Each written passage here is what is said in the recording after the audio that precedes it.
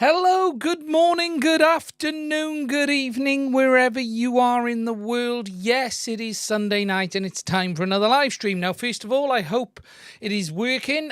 Oh, not sure that chat looks right. Yes, as you can see, the chat was meant to have been fixed. But that looks horrible as I'm looking at it there. It looked fine in the pre-test, and now it looks terrible. Okay, let me just move a monitor. I'm going to have to change that before we get going. That's weird. Well, I'm hoping you can all hear me and we are working as expected. I know what I need to change. 1 second. I'm going to take the size down a touch and hopefully that will solve the problem. We're going to go for, in the messages, we're going to take it down to 32. And let's see what that does. Boom. Ugh, that didn't really help. You can change the font. Can I change the font to Pyrus? I can, if you think it will be better. If you think that font will be better. Sorry, everyone. We're going to do a quick... Let's get this fixed once and for all. So I'm going to change the font to Pyrus. Let's have a look what the font like on Pyrus looks like. 2 seconds. Not channel names. I'm looking for messages, messages, messages, messages. So we will change the font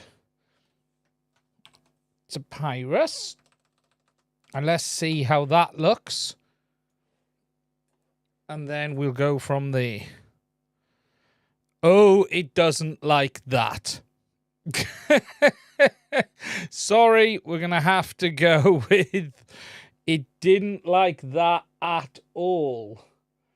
Oh, dear. Oh, dear, indeed. That... It didn't like... It didn't like... that for the font name. 2 seconds. Let me just get it back. Oh, there we go. Pyrus. Yeah, it doesn't like Pyrus. So we're going to go with that. And then we're going to go with 28. And let's see how that looks. Boom. We're back. I think that's that's looking really good. But I'm gonna... Needs a bit more on the lines, doesn't it? It's nearly there. Nearly there. You don't get this quality of content anywhere else. If you can imagine Bardwell was live now, you wouldn't have any of this nonsense, would you? I can promise you that. Should we get a 24 for the font size and see if that fixes it? Let's see how 24 looks. 24 seems to have broke it. That's weird. Right, let's go back again. Oh, no. That's weird. I changed something to 24, and that's not what I thought it was. 22, and then we'll go for 20 on the lines, and let's see what that does. Right, we're going to go with this. It looks smaller, but we're going to go with this and stay with this a minute. And then hopefully, Comic Sans, how does that look now? How does that look now, folks? It looks quite small, my side, unfortunately. However, it is readable. Hopefully, that is better. So we may have fixed it. Let me just get this back. So, hello, I hope you are safe and well. Welcome to this week's live stream. This week we're going to talk inevitably about DJI because I cannot go a week on this channel without talking about DJI because I would not remain relevant if I didn't talk about DJI, as is the accusation that has been levied against me tonight. We're also going to talk a little bit about professionalism. And we're also going to talk a bit about parallel charging LiPo batteries. No manufacturer specific. before anyone uses a 3-letter word, we're not talking about the 3-letter word, just parallel charging, because I'm going to do a dedicated video on this actually, but it's a really interesting subject because there's been a few posts this week about people who are new on FPV, and you just see them talking, going, hi, I've got all these batteries and I'm parallel charging them, and I'm almost like, whoa, slow down. And I just want to talk a bit about the basic problems with parallel charging and just why I think no one should actually do it at all. Period. End of. Not worth the risk. But also explain why my stance is that. But that doesn't mean you can't do it. But personally, my overall stance is you just shouldn't do it. We're also going to talk a bit about Gemini. Beta FPV's got their module. However, it seems that hot on the heels of this, Jumper are going to release a Gemini version of the T20. Just in enough time to annoy users, because not only have we had a T20 version 2 stroke S, and now we're going to have a T20 Gemini. But we are going to talk about that a little bit as well.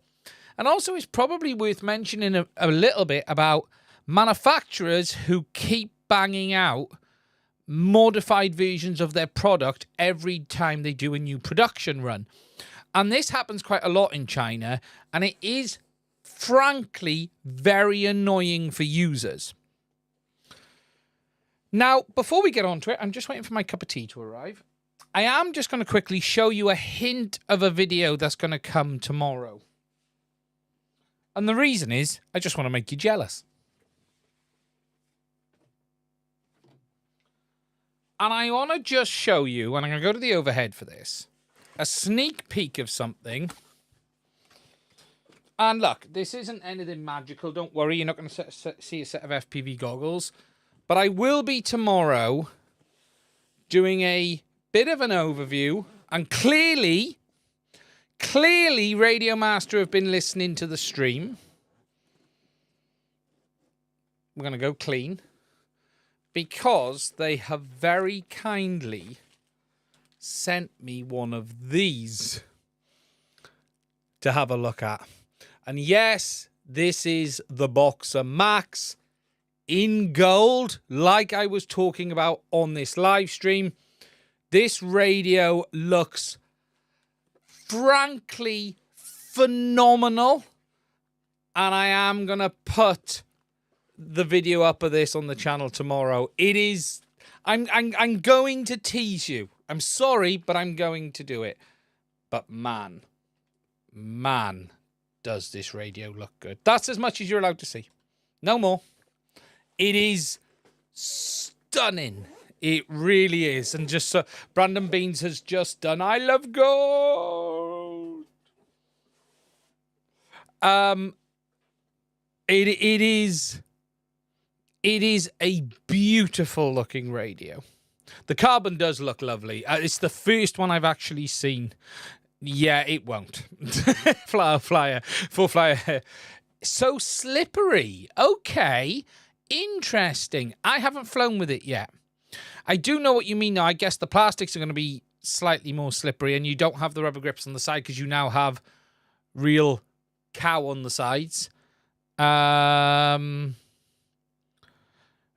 So when is the Mads Tech edition? No, they haven't sent me a Mads Tech one, but they clearly, Radio Master have been listening, because I was talking about the gold one on my Discord, and I was talking about it on a live stream, and it is fantastic. And I'll show you it tomorrow.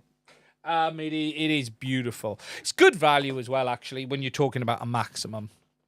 I parallel charge Phantom 3 battery, no idea what I'm doing, and everything went well for 2 years. And now I learned manual mode. He is not biased. No, look, what Radio Master haven't done is changed anything that I think could have been improved on the Boxer. So it still has the two position switches on the outside, which is a bit of a shame. And the plastic buttons remain difficult to feel when we're in FPV goggles. The only two complaints I ever have with the Boxer is the plastic 6 are almost impossible to feel when you're wearing goggles. You just can't feel them at all. They need to be more raised. And the two position switches I would have preferred to be 3. Now my cup of tea's right. 2 seconds.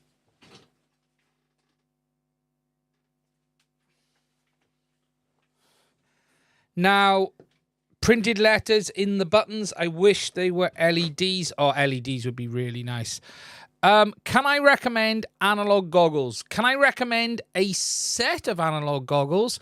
Yes, if you're looking for a set of analog goggles, my personal preference is SkyZone 04Xs or any of the SkyZones like that.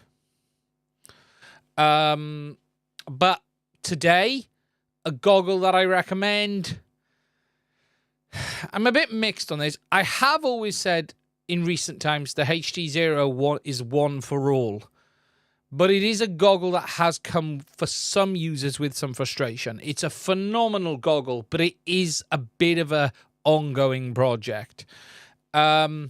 Maybe there might be something new in the options around the corner, but if you're looking for an out-and-out analog goggle, I would definitely be looking at SkyZones, 04Xs, 03Xs, 04, 03X, there is some decent options around the SkyZones. I do not recommend a Fat Shock goggle at all at this time. The Orqas are very nice, but they didn't suit me. But I will say the Orqas are definitely worth a look if you want a premium goggle. But I personally think the 04X is a better goggle. What really annoys me about the Orqa, and I actually have a lot more respect for Orqa as a company after the incident with the hacking, just for the way they handled it, is I think the design is still stupidly compromised in the sense of the HDMI connector is in a silly place. It's on the side. There's a few things about it that are a bit annoying. What is the best way to get telemetry back to the computer? If you're talking about on like Ardra Pilot, RF Designs radios.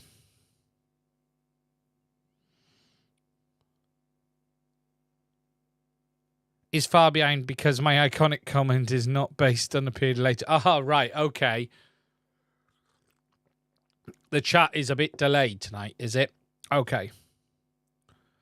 No, it's not. The SkyZone 04X focal range is not as good. I would agree with that. Just got a T1 Ranger running Ardra Pilot. Cool, I've been looking at the new T2. We'll have a look at that in a minute as well. That's come out.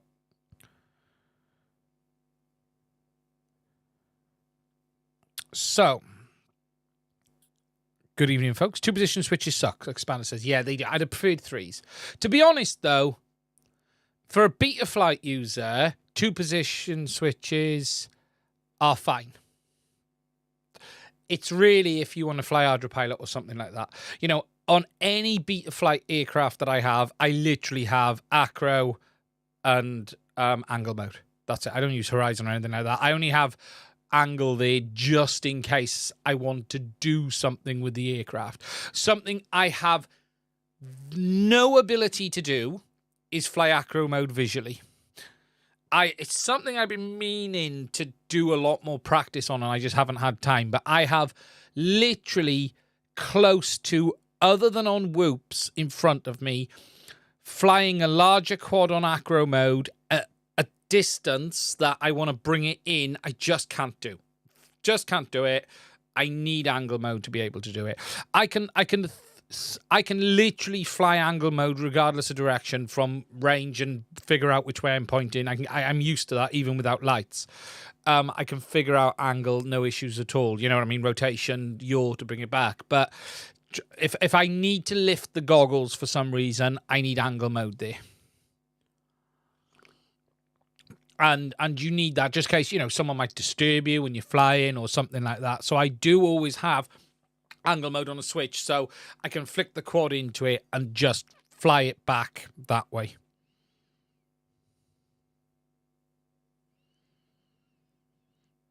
I'm actually a little annoyed I only have 3 position switches. There's the irony. There are people who would like it each ways. Walksnail Discord thinks the goggles behind you are the new V2 goggles.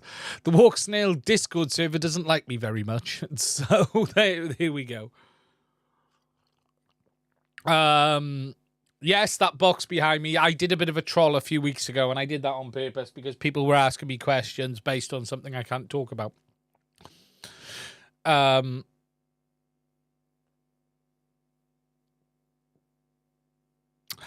So let's get on with tonight's stream. The first thing we're going to talk about is just this DJI thing, because I put out a video a couple of days ago, and yes, talking about DJI again, because although I've said in the past, don't buy DJI, and if you actually remember what I said in that video is, you should not buy DJI. Nowhere did I say I will stop talking about them. I will not promote them as I do any other brand. I don't get any benefit from talking about DJI on this channel. They don't talk to me. They don't support me. They won't even send me products for review on launch, yet I talk about them. And why is that? Because they are still the gorilla in the room of FPV. They are one of the most important brands in drones, period. I am more than happy to say, if you're looking for an FPV product, don't buy them, especially if you're an iNav user. As someone has correctly pointed out there, yet I'm being accused of being a hypocrite. Interestingly, by a keyboard warrior in Germany. But hey-ho, that's life. Anywho, DJI have discounted the price of their goggles 2 and their goggles Integra. Now, I explained all of this in the video the other day. We believe there's a new drone coming called Avionics. With this new drone, we believe there's going to be a new set of goggles, and we strongly believe, we even know the model number has been seen in Assistant and stuff like this. Now, we believe this is going to be an 04-based goggle and system, which makes complete sense. And it looks like DJI are going to be at least replacing one of the 2 current goggles with these new ones.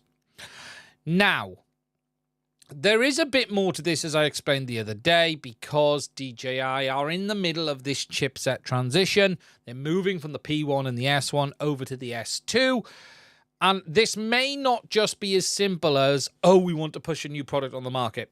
If they weren't transitioning chipsets, I think there's a very real possibility any new goggle would have just not happened and the new drone would have used the goggles too. But I think what DJI are doing is pushing this forward as a moment to transition over. And I think they will transition everything over as quickly as they can. So I wouldn't be sitting here thinking, oh, this Goggles 3 is because they want to push a new product to market. I think they're going to do it, but I also think there is some more technical logic behind this in the background.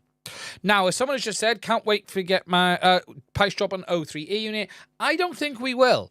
I'm not convinced O3, the Air unit may not even change for a while yet. They may do a new Air unit if they're going to transition, but it might be for a while. Now, I did see a funny post there that made me laugh. Oh, we're going to have a set of Goggles 2 V2, which would be hilarious. However, sorry, Fly has just bought it into my fly trap. That's going to stink in a minute. However, it looks like DJI are looking to transition. Now, something that is interesting is there doesn't appear to be any sign to the end of the Vista. And actually, it still seems to be the case that supply of the Vista is decent. Whether we'll see DJI transition on that as well, I don't know. But what we do know is there's going to be a new set of goggles. Now, As for timeframes and when, because I didn't really talk about that too much in the video, people sort of ask, well, when do we think it's going to be? Right, we are at very early stages. Okay, so we have no leaks with long fingernails from China with them sitting on a desk. We have no leaks of them sitting on a desk next to another unreleased product.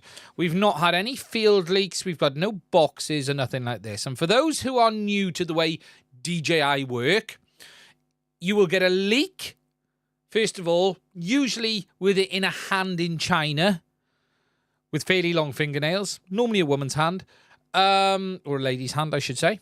Then you'll get the odd, really blurry image leak from China where the product is out and about. Then you may get an early tester EU, UK, America leak. Then about 2 weeks before the product's going to launch, you probably get the box leak, and then the product will come out. Now, as I should say, we don't have any of that, I think we are 3 to 6 months out. My bets are February next year. DJI also tends to discount months in advance. Not weeks, months. So the fact they're discounting today leads me to think probably January or February.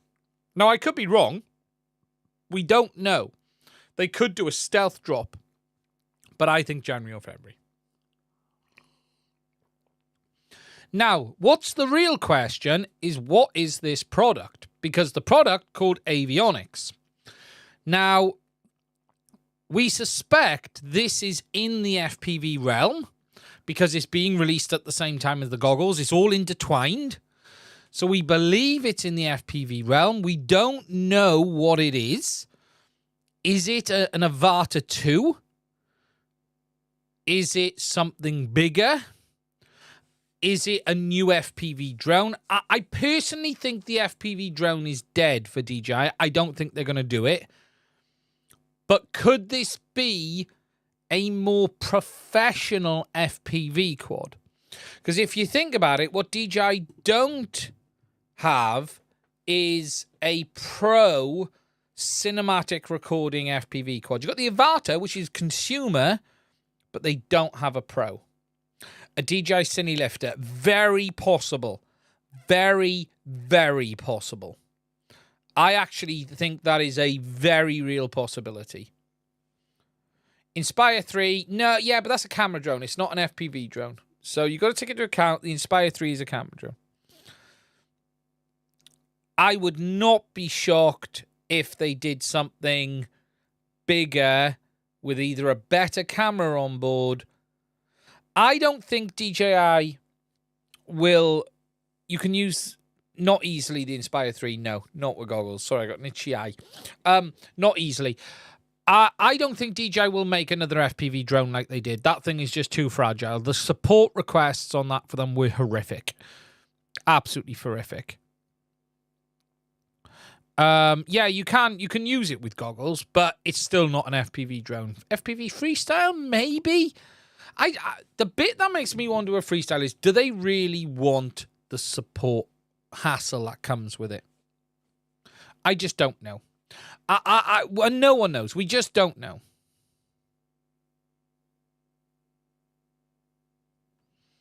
We just don't know. But I can imagine DJI wanting to get into the Cine Lifter world. I can absolutely imagine it. And let's see. We don't know. It could be a consumer product. It might not. Let's wait and see. But we know. So, time-wise, probably February next year. But we could be wrong, you know. So, the question really is, should you consider getting the goggles that are out today? Now, if we go to the desktop, there is some decent discounts to be had on them. So, if we go to what we want is Avata, because here we can get to the goggles. The goggles 2 now are down to $579 in the UK. I think, personally, and I can't guarantee on this, I don't see there being a reason to hold out. Unless you absolutely want the latest and greatest. If you were hanging on for DJI, I think these at this price is worth a look. I do think this price is okay. Although I'll say again, the fitment on these goggles is shite. I was wearing my goggles too yesterday. I was just doing some final flights, quick flights on an aircraft on the F4, the iFlight F4 review. That'll be out probably Tuesday or Wednesday. And it's a good little aircraft. I actually like it, just a bit loud.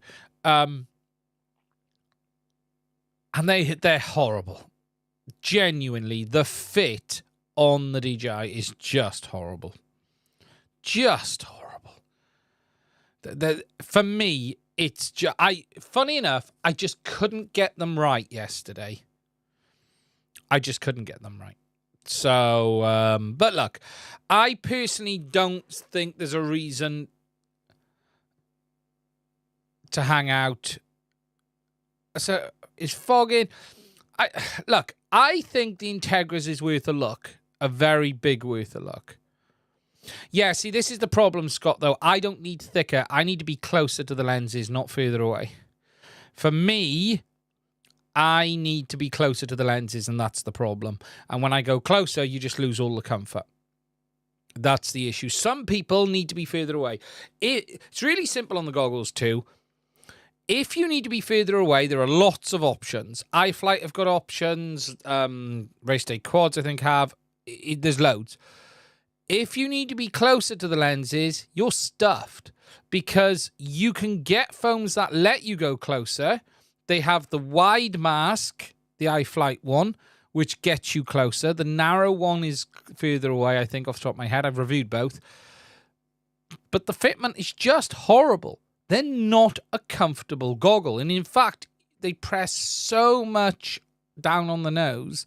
For me, they are the worst fitting goggle, period. And yesterday, I had real trouble. Have I tried the new foam? I also need to be closer. DJI foam was a lot better. I haven't been able to get the new one they shipped. I did find the Integra foam was a little bit better.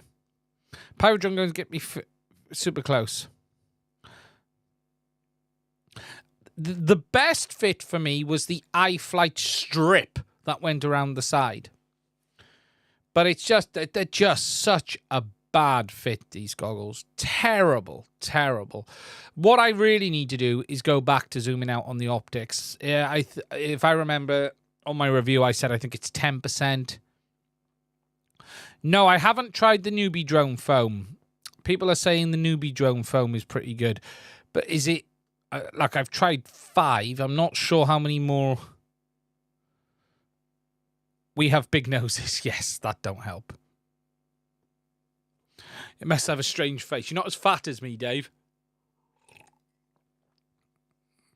FPV drone with a built-in X9. Yeah, can you imagine buying lenses like that? Can you imagine having to spend DL lens pricing on an FPV quad and then smashing it into a hedge with a DL Prime on board? That would be horrific. Although the DJI lenses are carbon fiber, they are lightweight. So, yeah, DL lens and just bang. Bring them off the nose a bit. See, my problem is they need to go down and they need to go down and in. For me, they need to go down and in. And it's just take it off and go on plastic. Yeah, you're not wrong. You're not wrong. My lens is peeling quite badly now. This is something people have mentioned. I haven't actually done a video on this, but my lenses have peeled. The coating has come off. I am probably going to make a video on it. It doesn't affect the use as far as I'm aware. But the lenses have peeled a little bit on them. So that's the situation. We believe it's largely to do with the new chipset. Let's wait and see what happens. But I personally think the current deals are worth a look. Hi, mate. How are you? Have we talked about the GMB controversy already? No, we haven't, and I didn't intend to, but I will touch on it a little bit. Okay, we'll do that in a minute. Leave the rest there. My nose is actually breaking on mine. Where are mine? 1 second.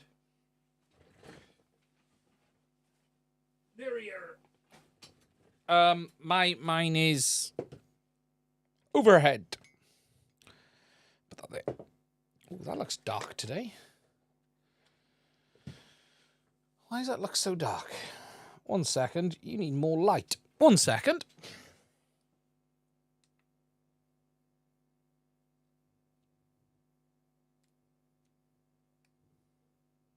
It's a bit better. Let's jack the ISO up. So, look, mine is tearing there in quite heavy use. My mask doesn't want to fit very much anymore. But my lenses are... Can you see all of the marks on these lenses? So let me just get a cloth and show you guys. My lenses are losing their coating. If I try and get in...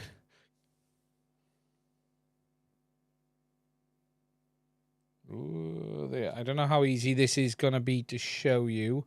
You can see it there. Can you see that there?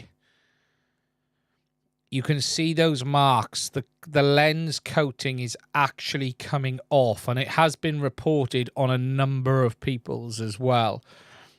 Yeah, splotchy looking. That's it. Yeah, they always look like dirty. Yeah, and it's happening on mine. It's happening on a number of people's.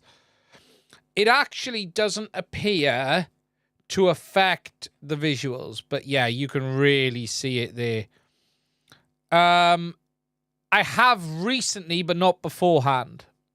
Mine started doing it before I ever applied anti-fog, but yeah, there's a few people have mentioned it. Really is noticeable.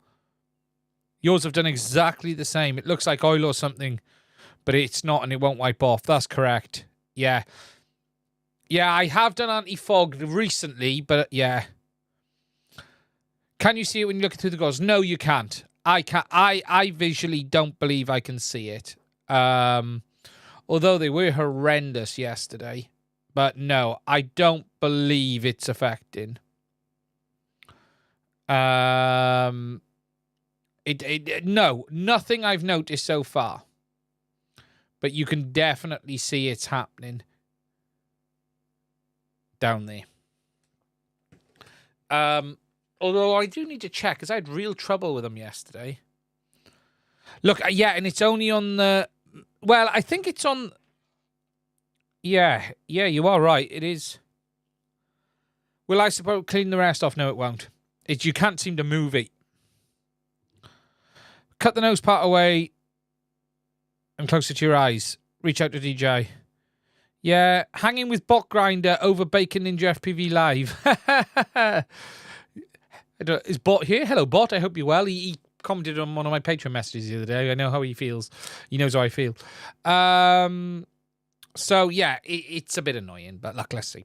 Okay, so, isopropyl. That's it for this one. Right. I suppose I should address this. Yesterday, I put a post up on the channel talking about GNB batteries. Now, I'm going to keep this really simple. A couple of days ago, probably at the start of the week, someone had posted a question about what a GNB battery's like. And probably I was a bit sharp on it, but I just said GNB avoid, and that is based on my personal experience. And I didn't really go into details, which was probably a little bit unfair. Not probably, was a little bit unfair. Anyway, a representative at GNB then came on and sort of went, look, I don't think that's very... Look, all LiPo batteries play up. Didn't get the greatest response, if I'm honest. Clearly, he had his backup. And then went on to school me about how I should act more professionally and I shouldn't just go saying things based on my own experience and I should act more professionally like Chris Rosser. Fair enough. Anyway, I removed my post on that because I didn't feel it was fair. Because I hadn't explained it properly. However, my stance is really simple. About 18 months ago, I had 2 GNB 4S packs gas out on charge. 1C charge, completely out the blue. No damage, no issues. When I say gas out, one was sitting over there while I was recording a video and it just went puff whilst on charge.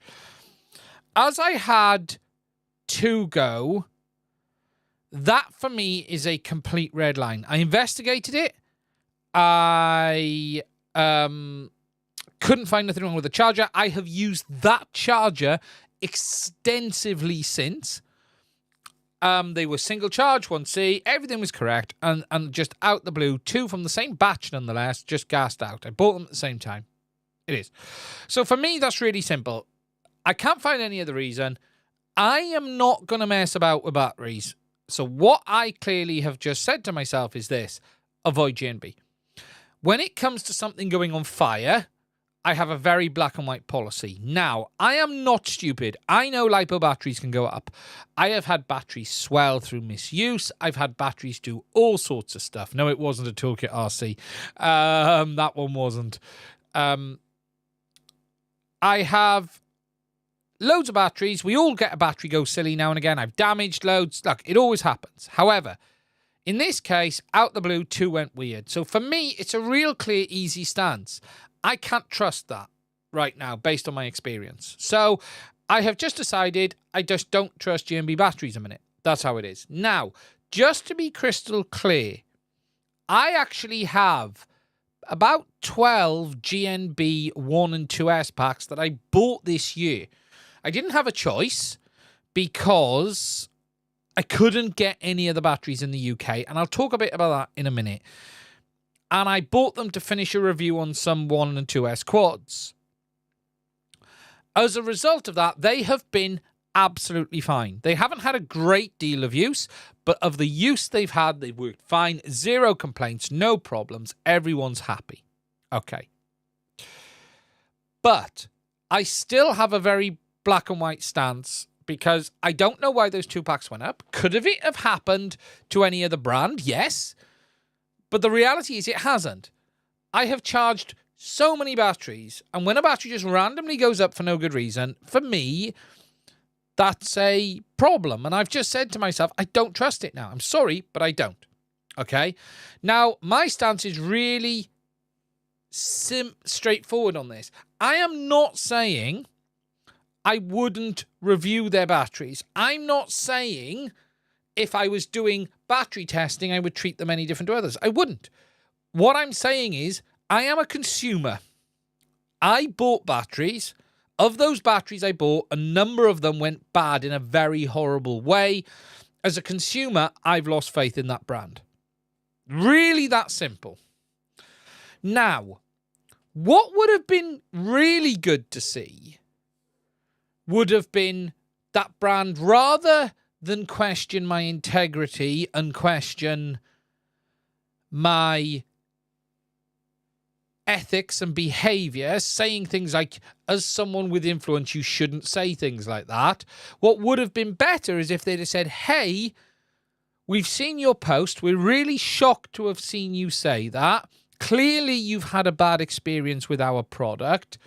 We would love to hear more, and we'd love to work with you to repair the damage in your mind that has been done to our brand, because we feel we have some great products to offer. We completely understand, based on your feedback, how you feel, but we think we've got some good products, and we'd like to work with you to repair the damage that's been done. And that would have probably completely changed where I was at. And that would have probably been it. But no, they came out and said, it's not like other batteries don't go on fire. It can happen to any battery, and I don't think you should be saying stuff like that. And I'm sorry, that's nonsense, and that's not happening. Now, I am not saying no one else should not buy GNBs. There are loads of people who've had good experience with GNB batteries. I think that's great. But if I'm looking down a list today, they are the last option I will choose, simply because of my personal experience. And that is where I stand today. And if someone asks, I would just say, avoid. So that's why I put the post up. And I was annoyed, especially when you're told, I don't think it's professional. I'm more than happy to be compared to Chris Rosser, though. I do like Chris. But, so that's where I stand. Now, I will be honest. I don't like the situation we have in the UK. And if you don't know, in the UK, I think, and I don't know the ins and outs, but I believe Hobby RC, who are a fantastic retailer, have an exclusivity deal that means they only sell hobby GNBs, and if you want anything else, you've got to go to unmanned tech, which is great, but unmanned out of stock tends to not have a lot in stock at times. BWNZ, how many of those other brands' batteries are exactly the same as GNB with another label? That is a real good question. And generally, I'll be honest, as of the last 3 or 4, well, everything in the last 12 months I've bought has been CNHL. Everything I've bought has been CNHL. That's just what else I do.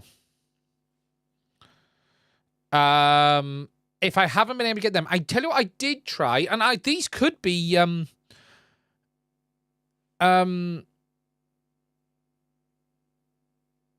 these could be them. These could be GMBs. I have also tried the FPV battery from Unmanned as well. I've not had great experience with tattoo packs either, funny enough.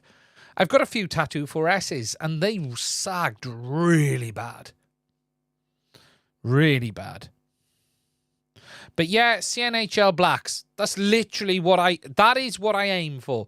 I've never spoke to CNHL. I've never dealt with CNHL personally.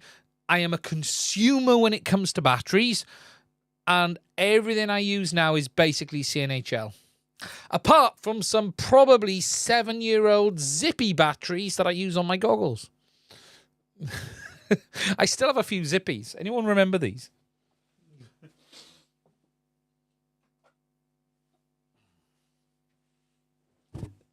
This is one of my... you can't see the label because it's covered. This is one of my zippies. I use this as a goggles pack. And yeah, this is probably a 6-7-year-old zippy 4S. The blue one's also, yeah. You gotta love I tell you something, you cannot knock these. I have had these for so long. So long. Oh, thank you, Matt. I don't want to rip the sticker off. Will it stay? I don't need the Velcro on this anymore.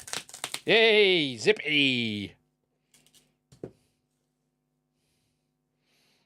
This battery must be...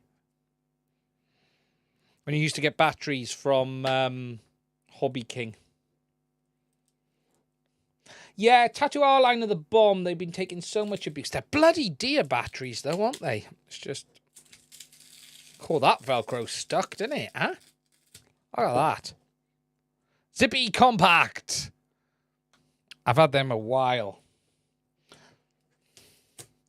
Turnigy Panthers were good. Yeah, the Turnigy ones were decent.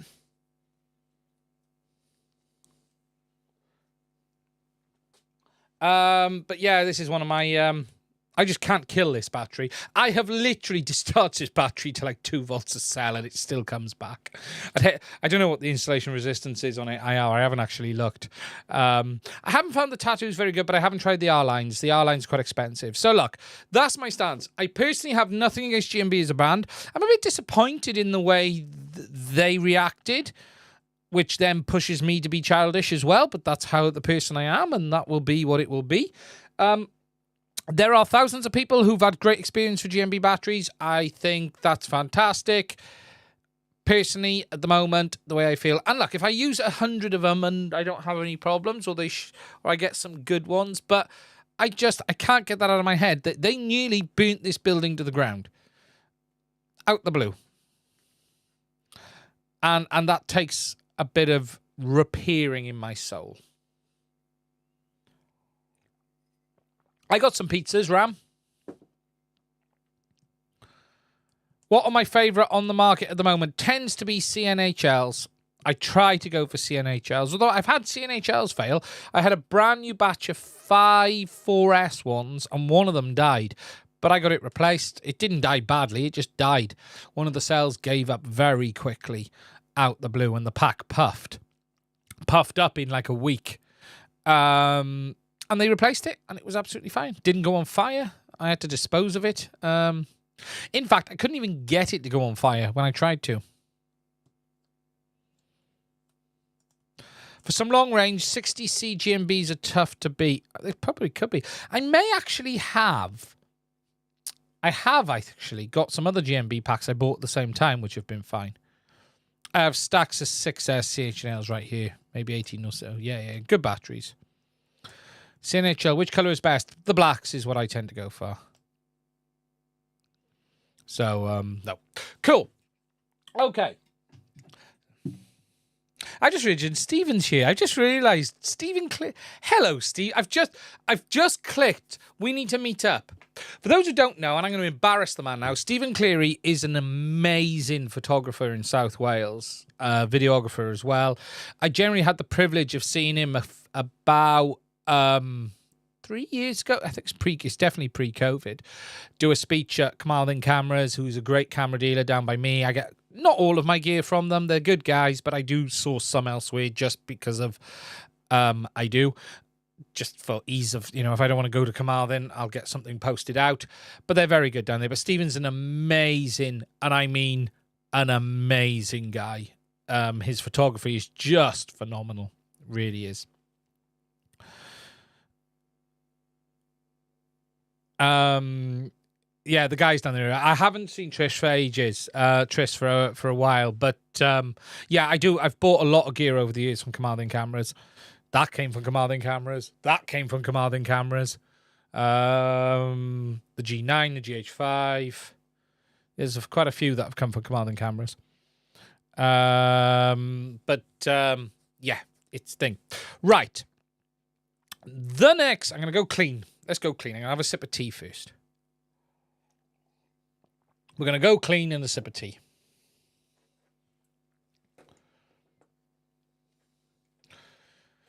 I might have something on this coming up this week as well before I move forward. For those who don't know, there's a new episode of Fly Tribe out. I'll be talking about that this week.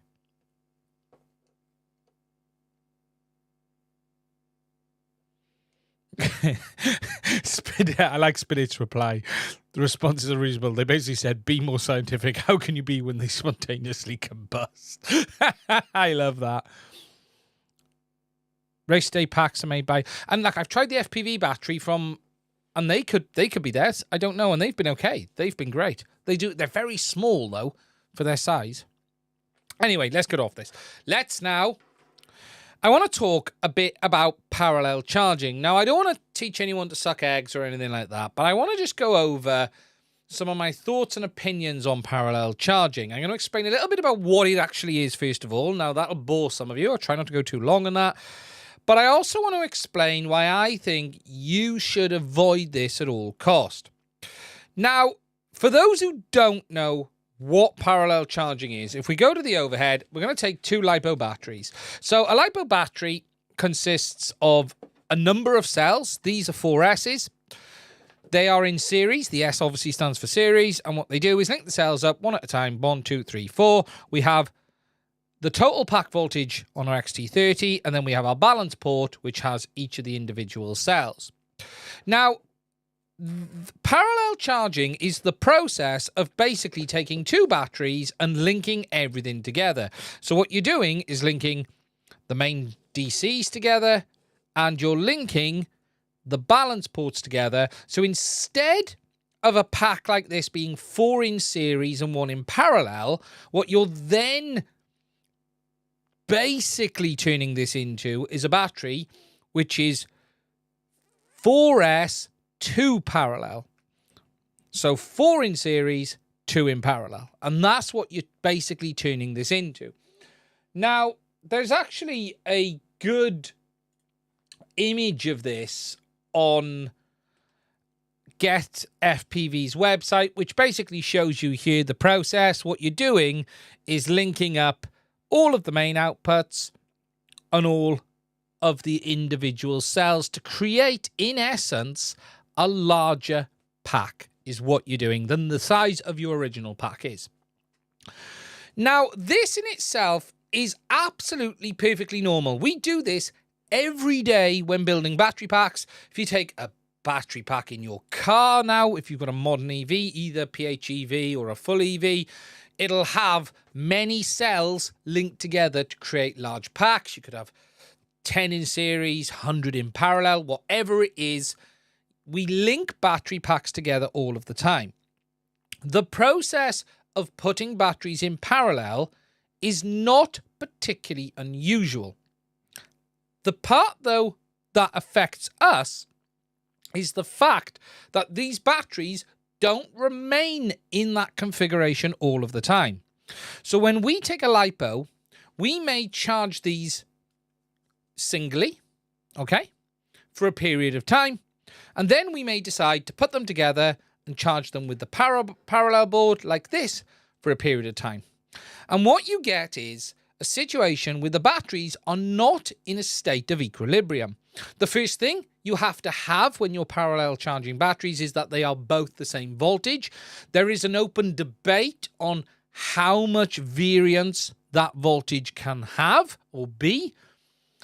But what is also different is the state of the cells with regards to their internal resistance. Now, if you don't know what internal resistance is, it's just the internal capacity of the battery represented in resistance. A battery with low resistance will hold more capacity. A battery with high resistance will hold less capacity. As a battery ages, it'll start at low resistance, move towards high.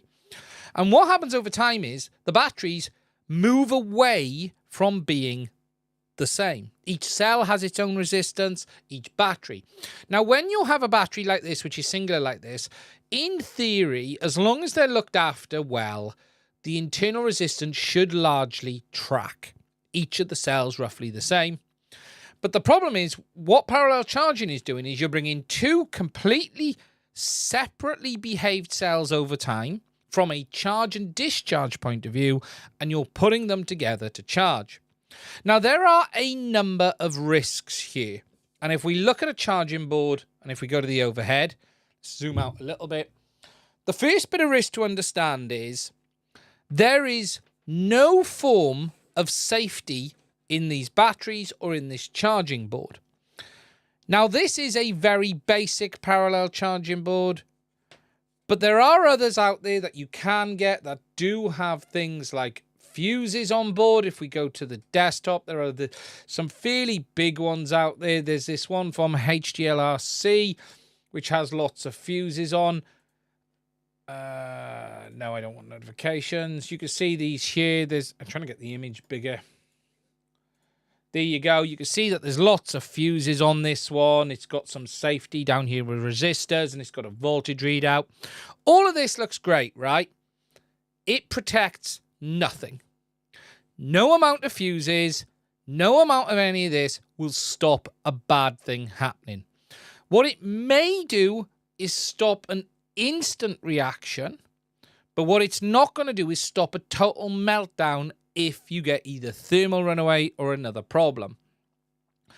Now, the first big problem is when you're plugging these in, there is literally no restriction between how much power is going to go between one battery and another. So, for instance, if I take this pack and when we plug, if we were to, actually these are XT30s, not 60s, but if we were to plug this pack in and then plug this pack in, the amount of current that can transfer between these batteries is completely unlimited. So this is why it is important why the cells are roughly the same voltage. But it is still worth understanding that even if they're a similar voltage, there is still going to be a fairly large load potentially able to transfer between them. You then have the load that can transfer between the cells, because if the cells are not the same, there is just nothing there to protect it to cause a problem, to stop it from causing a problem. Now, if you have a number of packs that have all been charged the same, all been discharged the same, all been looked after the same, and are all the same voltage, most of the time you will be fine. The problem with parallel charging is it is absolutely fine until it isn't. And what parallel charging masks is the potential for there to be a cell that has failed and that being picked up by your charger. Because the thing to understand is when these batteries are linked to your charger, they will look like one large battery. Cell 1 to cell 1 will be combined, cell 2 to 2, 3 to 3, 4 to 4, 5 to 5, 6 to 6. If, though, cell 3 on one side was fine, but cell 3 on the other side wasn't, the charger wouldn't necessarily see it. And it's not able to detect an issue, and as such, it would keep charging as normal and cause a problem. Now, there really is no safe way to parallel charge without risk. There is no easy way to protect yourself. The only solution to have parallel charging safely is either to have 4 individual chargers, or you would actually need a charge board that had 4 or 5 or 6 individual charge controllers on board. So rather than parallel charging, you're sort of multi-charging with a single input. Now, the big risk with parallel is simply it is fine until it isn't. And this is why I just don't recommend it. The number one cause of problems that I've seen with parallel charging is people trying to do it with different voltages on the packs. And what then happens is you get a huge amount of current transfer from one to another. And then it melts out either the connector on this or melts out the connector on the battery.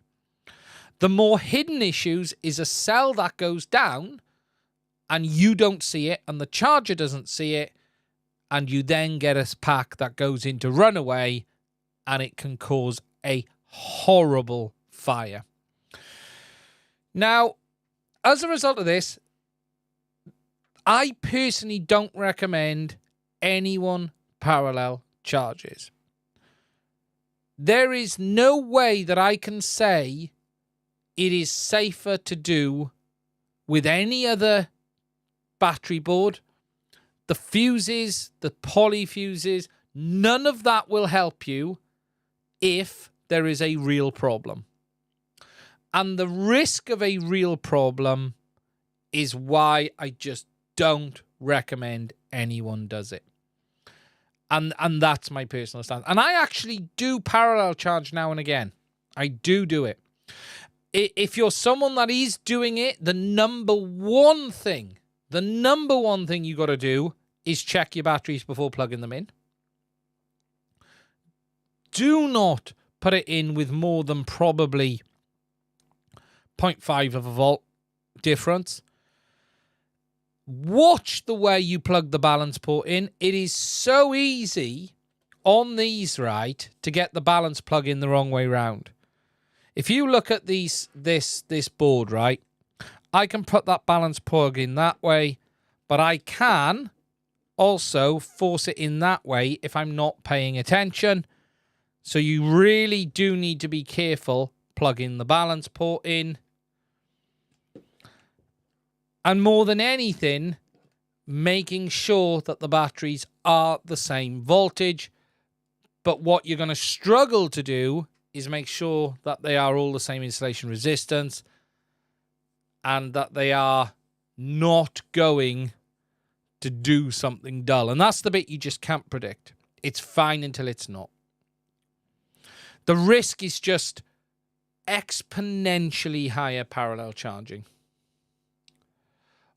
Also, yeah, 100%. Glorious Quads has just mentioned something I didn't cover. You can accidentally plug the 4S in the 5S port. So, for instance, you can get the ports wrong. So you can go into there and go, oops, I've plugged it in, but then you've shorted it against a different set of cells. There are just so many ways it can go wrong. So if you're a new user, I genuinely just don't do it. It is not worth the risk. If you are going to do it outside, away from anything possibly that can combust. Make sure all of the voltages are the same. Make sure when you're plugging in the ports. Thorboard, I don't agree, Miguel. I will not say that any of those boards will 100% save you. And that's why I won't say if you use this board, you will be fine. If we look at the Thor board, HDLRC,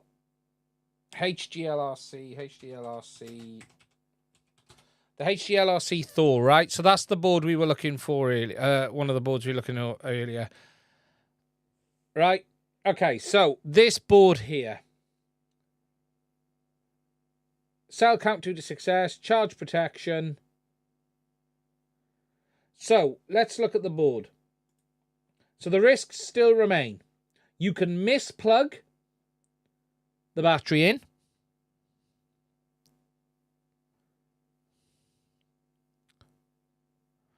You've got fuses, but the fuse won't protect you until it's already probably at the point of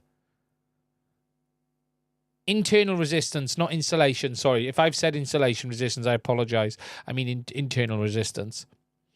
It's going to give you an indicator lamp. Look, is there extra safety features there? Yes. What they won't do is 100% protect you. I misplugged today and it protected in time. Nice. That's good news. But you have to be careful. The problem with these is there's no magic solution. I have in my head come up with a design of a parallel charging port which would be the bee's knees. No one would buy it because it'd probably be 200 quid. Because the only way to do this is to have battery voltage monitoring and cell individual monitoring that only connects the cell into the hive, let's say a minute, upon after testing. So you would have a battery monitoring circuit that when you plug in a battery, the inputs from that battery are completely isolated. At that point, it would then measure the total pack voltage, compare that to the rail voltage, then individually measure the cell voltages and measure that compared to the rail voltages, and only then connect them in on the event of all of it passing. But if you're going down that road, you're going to have relay switches, controls, and you may as well then just put 4 or 6 individual charge circuits on there. I'm always worried that once you have a bad plug-in, you burn out some of those safety devices. I'm not saying that these type of chargers aren't better than mine. They are safer than this, for sure. But that doesn't make the process safe. And that's probably the best way I can explain it. The likes of the I can't remember what they're called, HDLRC battery board is absolutely better than this. This is one of the basic ones. It is safer than this by a country mile, but it still doesn't make the process safe. And that's where my concern always is. And that's the best way to describe it.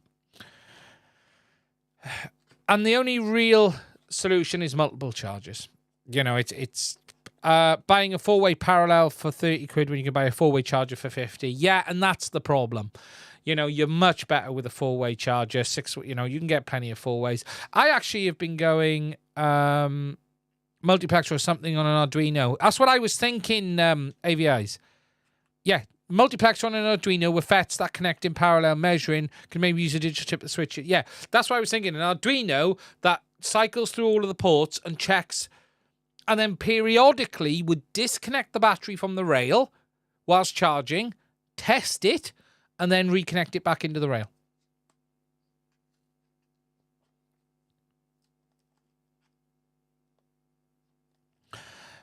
Mad, even without parallel charging, you are still on the same boat if you use a 2S, 2P, or higher pack. Yes, potentially, but at least if the pack has been used from new in that condition, everything should stay reasonably safe. The big risk with parallel charging is what we're doing is discharging the packs out of a parallel scenario. That's where the real risk is. If you were to take two brand new LiPos, right, fully charge, parallel them up, as long as they're within the same voltages, fully charge them, and then use them paralleled up forevermore, they'd be fine. Because it's acting then as one large battery. The problem is, when you take batteries, you parallel charge them, you independently discharge them, you parallel charge them, you independently discharge them, you then have the potential for the internal resistance to drift, you have the potential for the cells to drift, and look, everything is fine until it doesn't, and then you'll miss doing a test one day, you'll forget to check it, a cell dives, and boom. And it catches you out. So that's where my stance is. My opinion is just always, don't do it. And if you're going to do it outside, always in a battery box. I've been buying the cheaper chargers. I've got a number of the IDT two-way ones, the P10s, I think they are. They're DC, not AC. But I use a big lead-acid battery for charging all of my batteries, which is on charge separately. So I have that as a buffer. So my charging is... I have a 100 amp hour lead acid battery, which is always on charge, which then powers my chargers on DC. In fact, I wish it wasn't. I need to take it off charge because I have the lead acid as the ability to discharge into, but the bloody thing's always charged, so I can't do it. Dual charge is safer. Yes, 100%, because they will treat each battery independently. They will charge each battery on their own.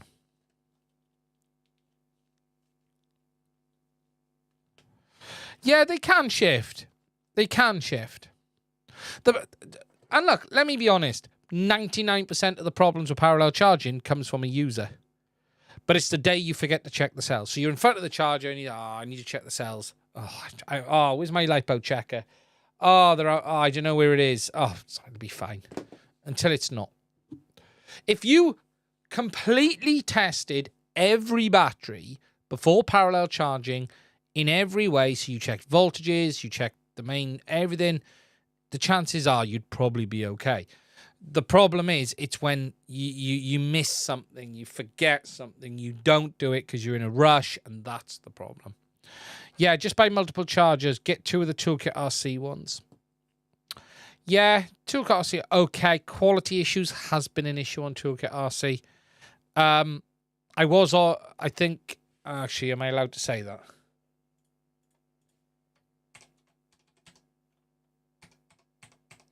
I think they have a new mains charger. I might be the one there, the MX6 ADC, yeah. I've been using the IDTs. Ever worked with explosives? Don't violate safe protocols ever. Yeah, and actually that's a really good... By the way, the DC input on most AC-DC chargers is live and maybe at 20 volts DC when the AC is supplied. You can get supplies in shock if the DC input is accidentally shorted on a pack. Flames. Yeah, I would like to think that they all put frickin' diodes on them. AVI. I would like to think that there's diodes on the input. SkyRC is good. The new SkyRC is really good. I like the B6 Nano.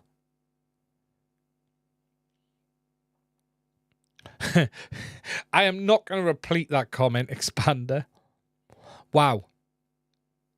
So really, they just don't put the diode on. I tend to use the ID. I got a couple of small IDCs and a couple of toolkit RCs actually.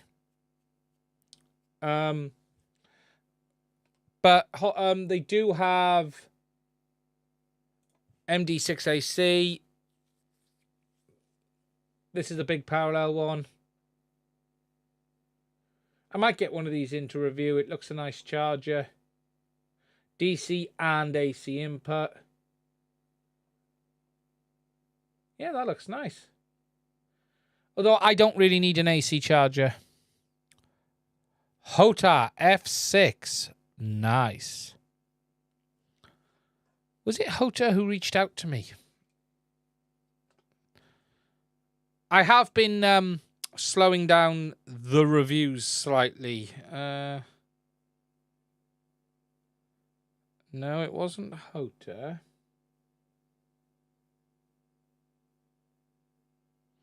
No, it would have been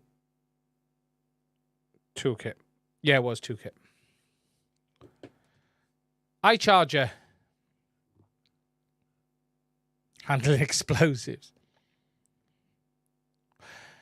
How does the C rating on a battery affect the performance of a drone? I have 120C, but was thinking of getting a 50C as it's cheaper. Okay, so, right, the first thing you need to understand about C rating is it's largely complete and utter bullshit. However, in theory, has some meaningful data. So, a higher C battery will allow a battery to provide more current instantaneously. So let me just explain this very quickly. You may have a 10 amp hour battery, to keep this simple, okay? So that 10 amp hour battery, you could draw 1 amp for 10 hours or 10 amp for 1 hour. However, we don't use batteries like that. We want to draw lots of power. So what we would want to do is draw 50 amp, which would give us a lot less time. The difference is, though, not all higher rating battery, a lower C battery may not be able to give you 10 amp in one hit. It may only be able to give you 15 amp. So if you take into account a 50C battery, if this battery here is, let's go on the overhead, these are 850 milliamp hour 70C. Now, I can't do that math off the top of my head, but 70 times 850 means this pack should be able to produce 60 amp of current instantaneously. Now, it won't. That's complete and utter nonsense. However, in theory, you could draw 60 amp of current from this battery for 1 second. A 50C pack would potentially allow you to draw 850, 42 amp instantaneously. But you won't be able to do that. But that's the basics. Unfortunately, though, this C rating number is largely done by manufacturers by going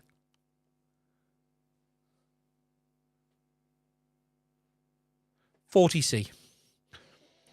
Or some manufacturers, I believe, use the battery sorting hat, which they place all of their batteries on a shelf with plenty of room, and the battery sorting hat comes along and jumps along the top of them and labels their C rating individually, placing them into their correct houses. What you need to understand is it is largely made up in fairy tales. The battery sorting hat. Yeah. Now, some manufacturers have a battery sorting hat that's really experienced, and to be honest, he's pretty good at getting the numbers right. However, some of them have a rather drunk, mostly off his face on amphetamine battery sorting hat, which hops around like a crazy frog and puts all sorts of numbers on the front of their packs.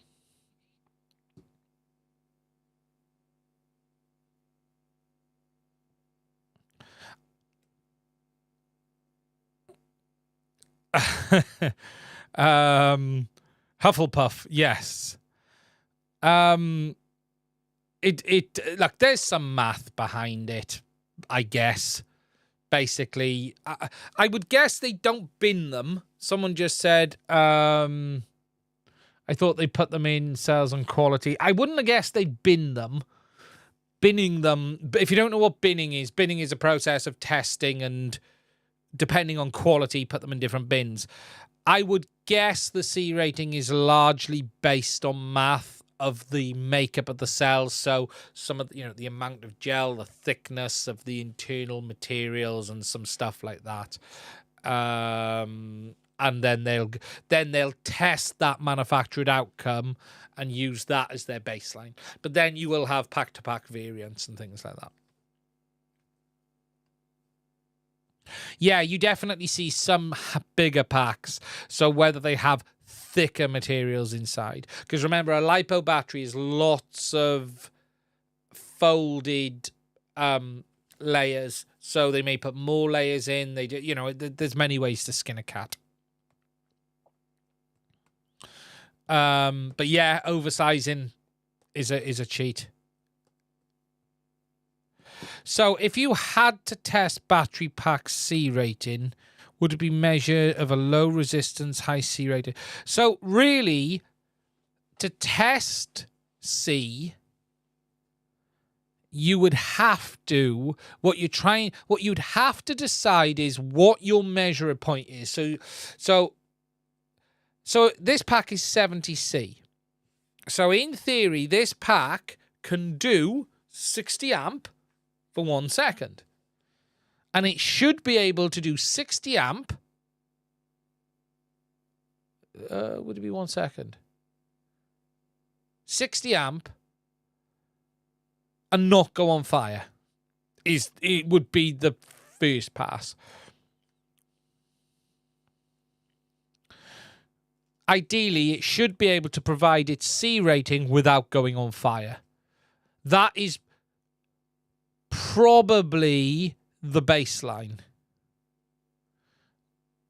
If it doesn't go on fire and it meets its C rating, then what would be a real fair test would be to how long it can last at half C. And then measure every pack on half C. How long is it safe to keep batteries on 4.2 volts per cell if you cancel a flight day? I've left them a week. Right, look, I used to be fastidious with LiPos that 24 hours discharge them. If you want them to last longer, yes, discharge them straight away. I've left them a week.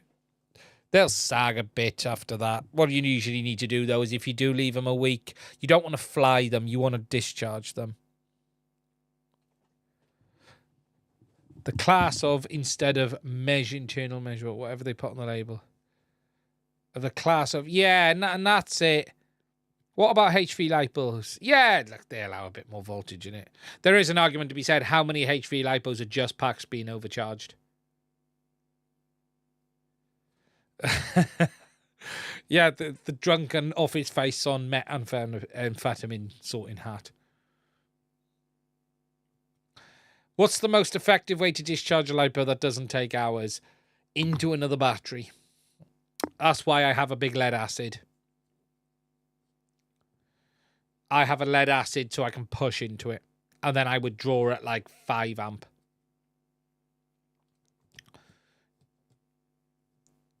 I got discharges here, or get a really big resistance, but yeah, a big battery.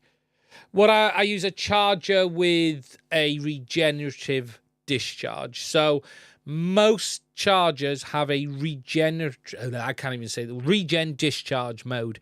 So rather than, most of the chargers that discharge internally basically do it across a transistor or FET. But most chargers will allow you to have regen discharge, so they will discharge into the power source. So, like, if you have a 12-volt lead acid battery, as long as it's not fully charged, you can use that as a load to charge your batteries. So a real simple way of doing it is, if you fully charge a lead acid battery and then take it off charge, use that to charge your batteries, But if then you need to discharge them, as long as you haven't put it back on charge, you can discharge them back into it. My problem is I tend to leave the lead acid battery charger on charge.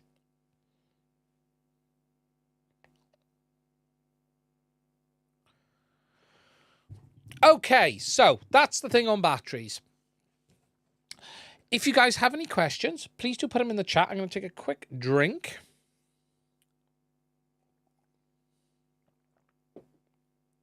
Oh, thank you, my friend from Brazil. I don't understand your language much. My language especially you'll struggle with. The ISDT FD200. Yes, I was looking at getting one of these.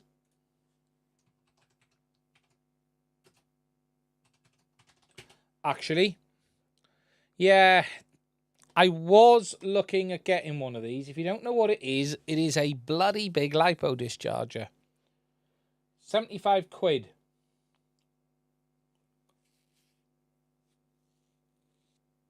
What will it take? 200 watts. It's okay.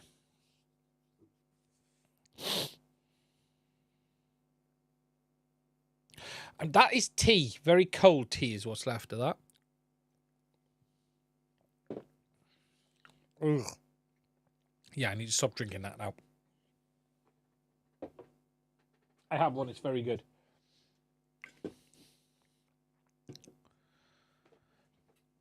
Yeah, I need to... Hey, Aga. Does it do storage voltage? Well, your charger would do it into that. So, yeah, does it do... Yeah, what's it go down to? Let's have a look.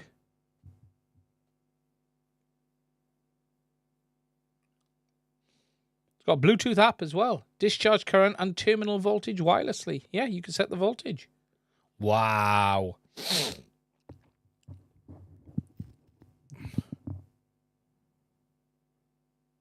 With home mode, with the Arista Bank. Yeah. Yeah, my problem is I keep my big charger. Can we, in theory, discharge to the grid at the house? Yes and no. So, you can't discharge via the mains input on your charger. What you could do is discharge into a battery and have that on a solar inverter. You're not going to get any benefit from it, though.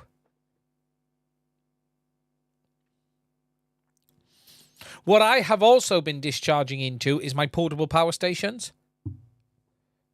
Can you just hook up a big resistor to a charger? If it supports external charging and it has a resistor option, yes.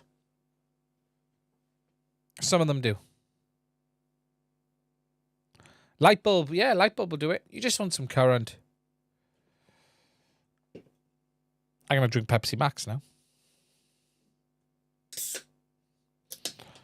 And today's video is sponsored by...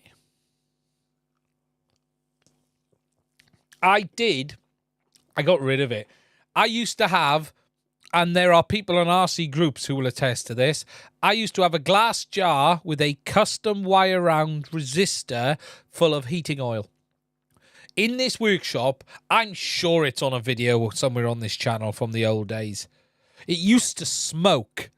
So what I did was got a glass jar, created a wire-wound resistor from resistor wire, placed that in the jar and filled it with cooking oil. And that was my discharge load for discharging batteries. It was great, although you would be astonished how hot the oil would get.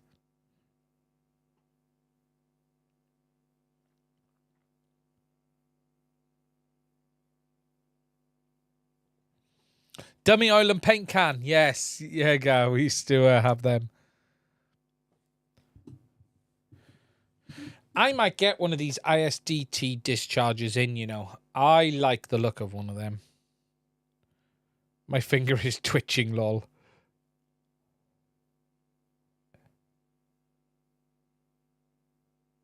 Yeah. I follow you for chat. Thank you for that. Cool. Okay.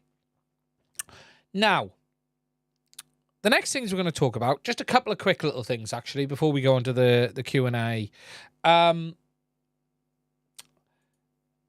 Jumper have announced this.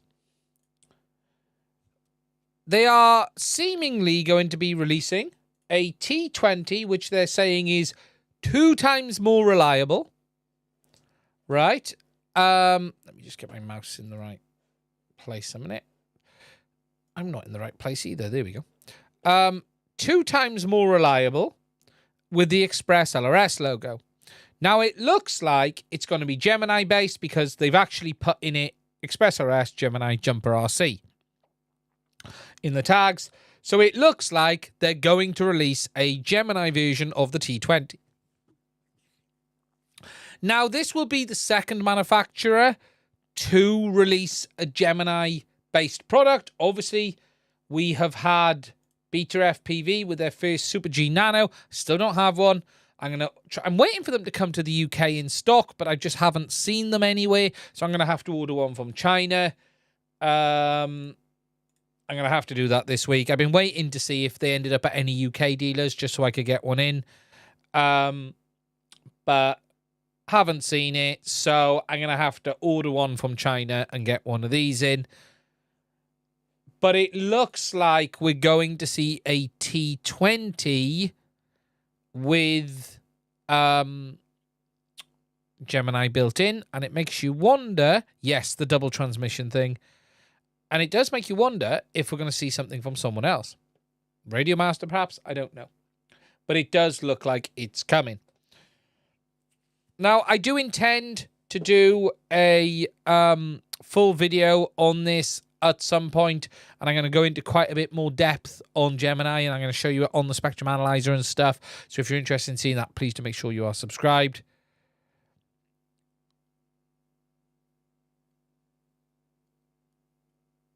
It is interesting that we are seeing manufacturers now push into Gemini.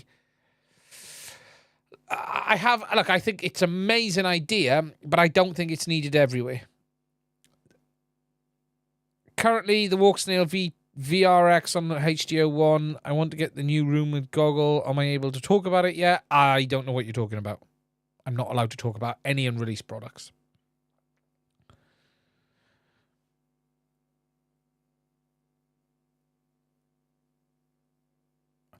Both transmitters are on the same band, so you can have both on the same band, 2.4 gigs. So what Gemini is, if you imagine there's a hop pattern on Express ELRS, so let's just say the hop pattern is really simple. That. Okay? What you then have is a second transmitter on a second separate hop pattern doing that. But you're not doing it like that. I'm going to try and do this now. What you're doing is that across the band.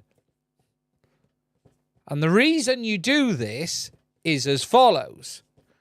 If this signal doesn't make it through and gets blocked, hopefully the one up here will make it through.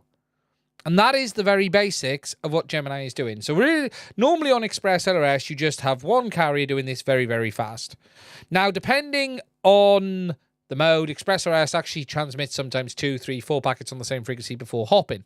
So sometimes it goes like that.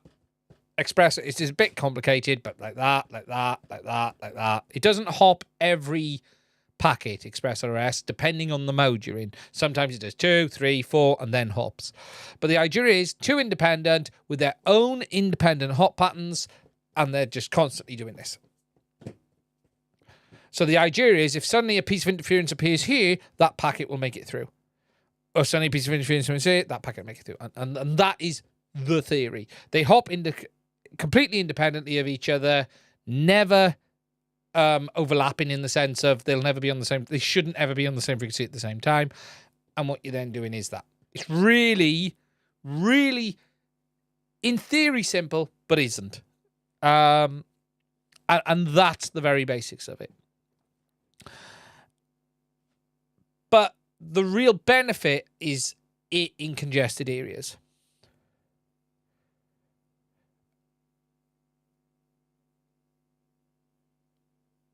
Someone clip it to Gangman style. If anyone's seen that cat video with the cat coming along to that video, it's like that. So, But yeah, that's the basics of it. You're basically repeating the transmission pattern just on a different hot pattern at a different part of the band.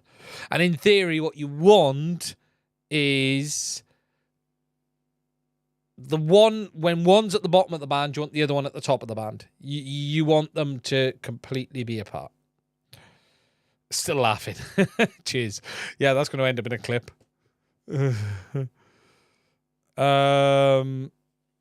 But I do want to show it. It's very interesting. And then you've obviously got the same on the telemetry side coming back, and it's thing. The nice thing about the Gemini stuff, though, isn't necessarily that. It's the fact that you've got the multiple modes. So you can have a single transmit, dual transmit Gemini mode, you've got diversity mode. The other cool thing about Gemini is the fact that it has two antennas. So if we come back and we go to the module, you can polarize them differently as well. So you can have one vertically polarized and one horizontally polarized, which again also gives you benefits too. And that is a cool thing.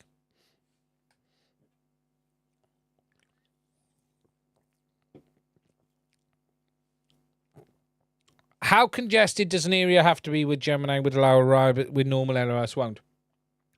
It's complicated, isn't it? So, my opinion, and this is opinion, is overall, for out and out range, 2 watts of RF power will outdo Gemini at 1 watt. Okay?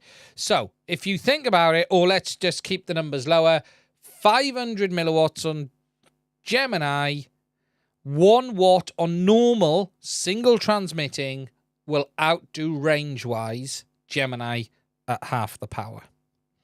Where the benefit comes is where you don't control the interference on the band. So, a real simple example of this is Wi-Fi.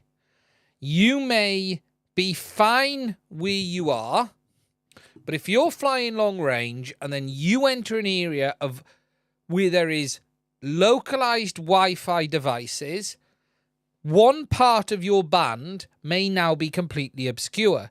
So, for instance, if your band, let me bring this up, and this is why I want to do it on the spectrum analyzer, but if your band is this wide between those two devices, and this whole area here has Wi-Fi interference, the packets that are going to be received is only in this bit. So where you're doing this, you're only going to get these packets through. But you can't see this where you are because you're remote and that interference isn't there. So in this scenario, your system is only going to be picking up some of the packets making it through. Maybe 50% of the packets. Because this station is really loud. And this is where Gemini kicks in, because when this packet is down here, there is a second controlling packet up here. So whereas in this scenario, right, so let's just keep it simple that 50% of the packets are being lost because of this interference. When the first transmitter ends up in that area, the other transmitter is back up in the top area, so 100% of the packets would make it through.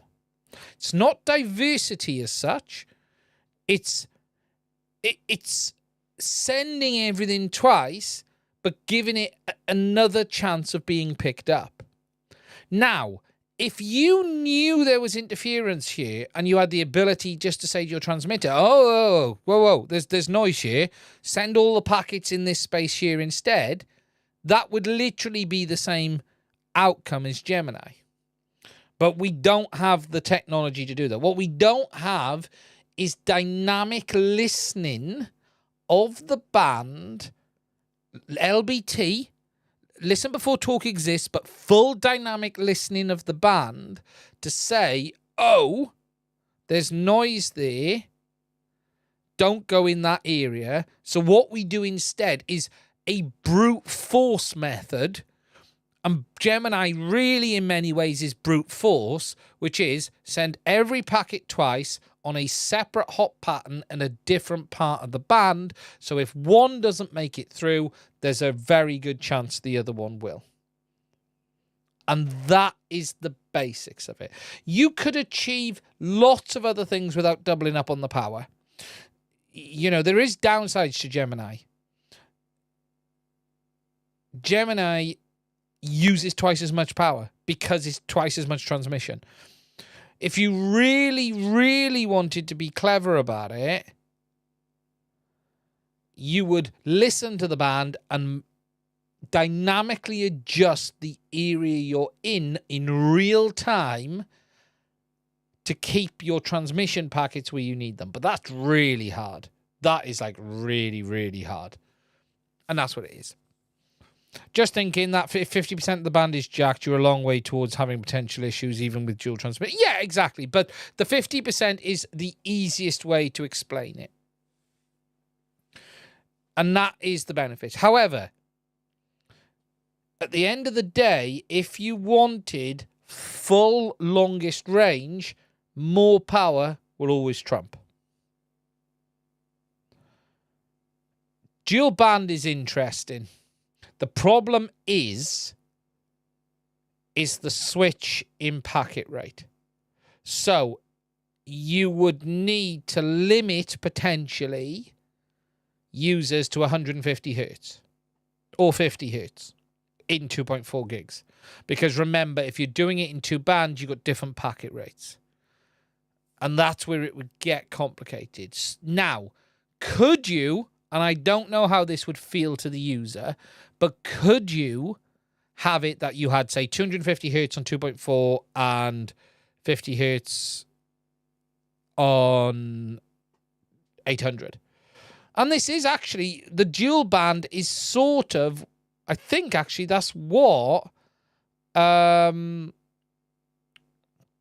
150 hertz isn't that awful, but I mean at range, yeah, no, it's not, I think, but this is what, I hate to say it, but I do believe this is what the guys at FrSky are doing.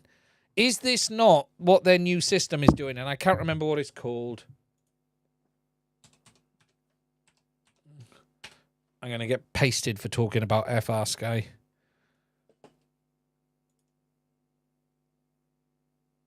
FrSky, top rated. Isn't this, is it Archer? I think it is. Isn't this what they're doing now off the top of my head? On their dual system. Yeah, I think Archer is doing both. Is it Archer?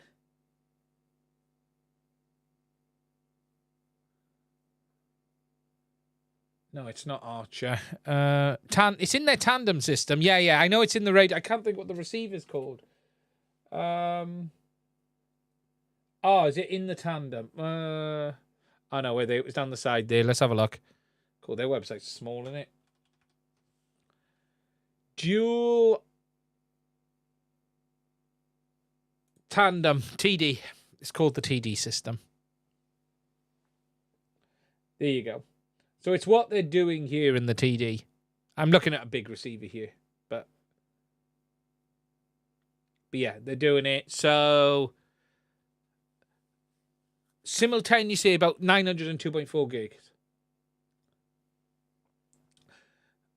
So I'm guessing what it does is stay on 2.4 until it can't get a signal and drop down to 900 when it doesn't.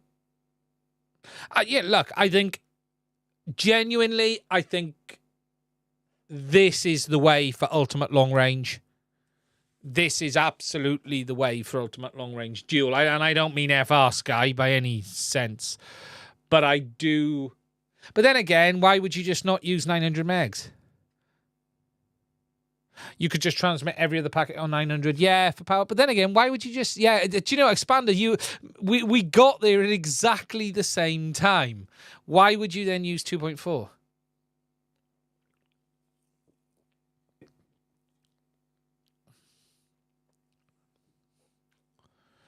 That's the problem. So you don't have to swap radio. Yeah. Look, it's definitely interesting. Yes, that's a good point. You can have your local freestyle. You get blocked on 900. It's very interesting. To be honest, I would love to see genuinely an Express ELRS combined Gemini and 900 megs module. I would love to see that. More resistant to jamming. Yes, it's...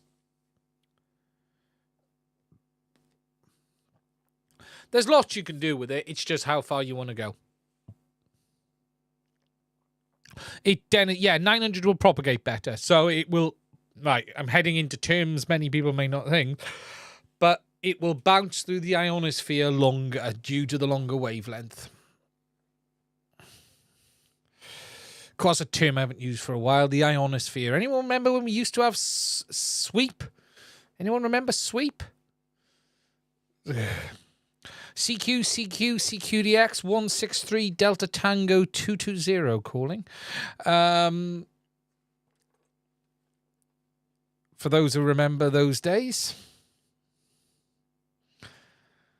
I have my QSL cards. Remember, I took them out on a stream one day.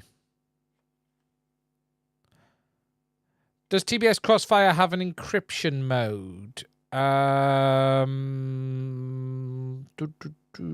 Well, it's sort of encrypted anyway. Still doing it now.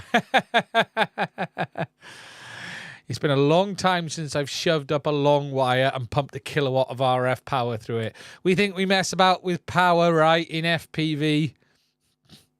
Trust me.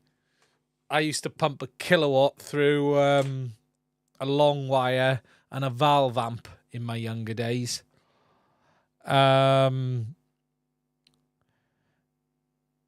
In an EL509, I'm sure, right, here is me, right, dragging out some old data. If I get this right, I am amazing, if I say so myself.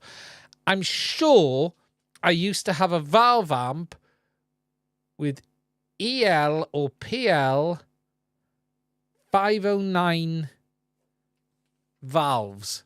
I've got to check if I remember that. PL 509 is... Yes! Yes! PL 509.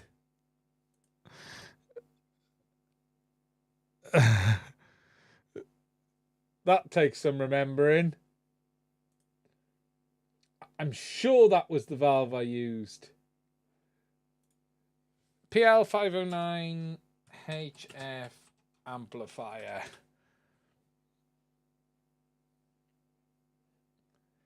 Oh, was that it? Guys. Yes. This is, you talk about you want 1 watt of RF right from DJI. Nah. That is an amplifier, right? That is how we push RF power. You don't see stuff like that anymore. You just don't see stuff like that anymore. That's quite modern, that one. It's got PCBs in it. The older ones never...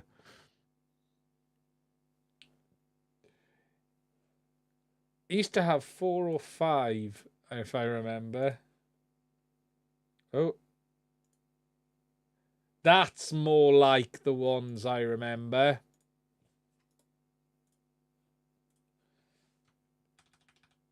There.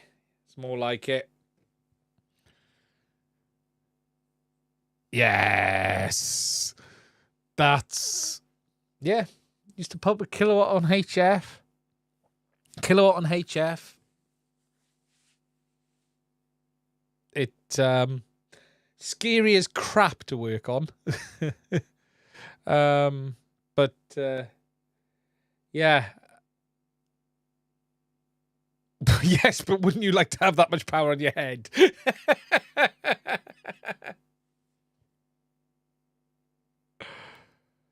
Oh, I can't remember. I did have the last set I had was a 1000 MP. I actually got to own the Yaesu 1000 MP. Just that radio was to die for in the time. Today it's old and thing, but for those who don't know, 1000 MP was a very, very I remember when it came out, and just what a piece of kit. What a piece of kit. For those who don't know,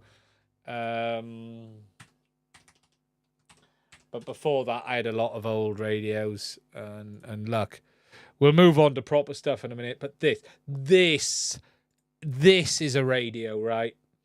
We talk about having sets. This is a that image isn't there.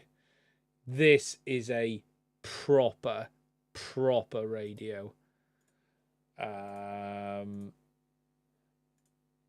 That. You got the VFO, and then the sub VFO.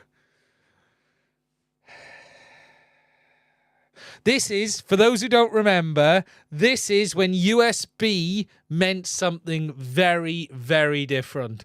Those of us who've been around long enough, USB's got bugger all to do with a port on your computer, right? USB means something completely different. Slamming in air, Kenwood TS950 was nice, and the TS50 was the portable radio as well. Was it TS50? Was the now they have USB radios? Yeah, USB. Sideband. He's on 14 point. Oh, do you know, the good old days. And this was like state of the art as I was coming out of it. And that's when you could. That's when the sweep was still here. I stopped when the sweep. I was always on lower sideband. But I remember the sweep went. It's never come back since. I don't believe to the same level. You know, Jesus, you could bounce a HF signal around the world in the old days. These days, it's just not possible now. I don't believe it is. I've not done it in recent times. I could be wrong, but I don't believe you can bounce a HF signal like you used to. Used to literally be able to catch the sweep at the right point in the day, and just, you know, you could bounce. Portugal and stuff was fairly straightforward, but you could literally bounce it all the way across.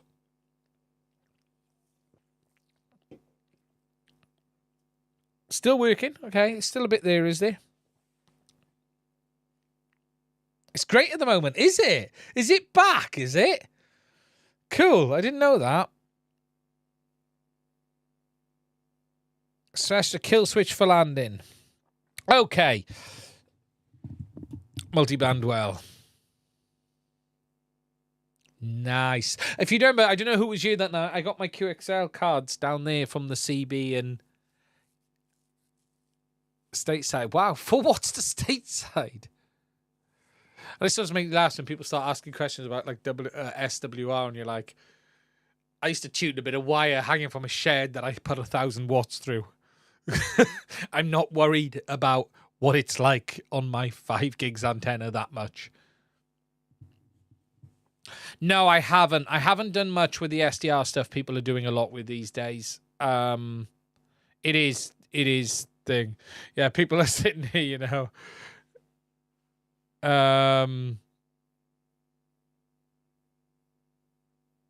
But you need to push some power if there's loads of them on. Okay, interesting. But yeah, people just talk about, you know how tuned the antenna is, and I'm just, I remember cutting a piece of wire and put a balun on it and a matching, have it on a matcher, and then toss the amp through it, and yeah, we'll get it down 1.2 to 1. That'll do. 1,000 watts. Good old days. The good old days. Okay, so before I lose everyone watching this stream, now, before I move forward, I just want to quickly pick up on the super chats we had, because I had a few of them that I haven't spoken about. Now, just to be clear, I do accept super chats on this channel. They're not required for me to answer a question. However, they are more than... thank you for them if you give them. I lost my train of thought then. Mass FPV 30 DKK. Thank you, my friend. I really do appreciate it. Dave, again, 5 from WhatsApp FPV. We need to have a catch up, Dave. Let's have a we need to have a catch up and a sit down. You need to arrange another event. Macron, 5 euros as well. Thank you for that, my friend. I really, really appreciate it. That's amazing. Make an aerial, maybe the game now. And look, people have sort of said to me in the past, you know, look, I am no expert by any means. But like many people here, I've been around RF a very, very long time. And I have done things that most people don't even know exist anymore. Sadly, and that's the sad fact, you know. From when I was like 9, I was messing with radios and stuff. Ed Jakes, thank you for the $10 super chat. That's amazing. Thank you for that. But yeah, you know, look, I don't pretend to be an expert or anything, but there's a lot of stuff that us old grumpy people have done over the years that gives you great sort of grounding when you move into this modern world.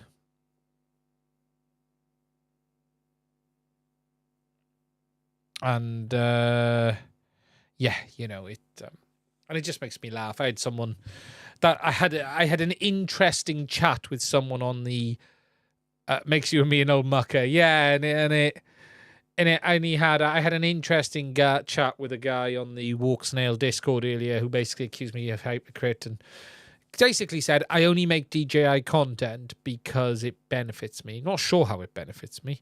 If he talks about the income I receive on the channel, he would be right. I do make money from a video. Well, okay, no, let me rephrase that. Making money is a loose term. I receive an income from a video I publish on the channel.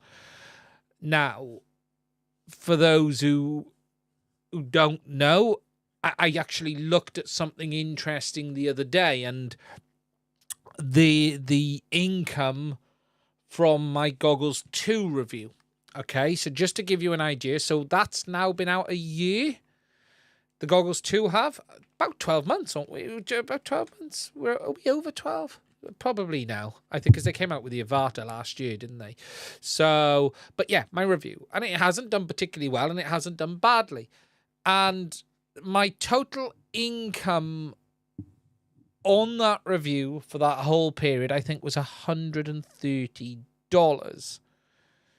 So, if we do the math, that to buy a $600 product and review it, the payback on that would be about $130 in like 12 months.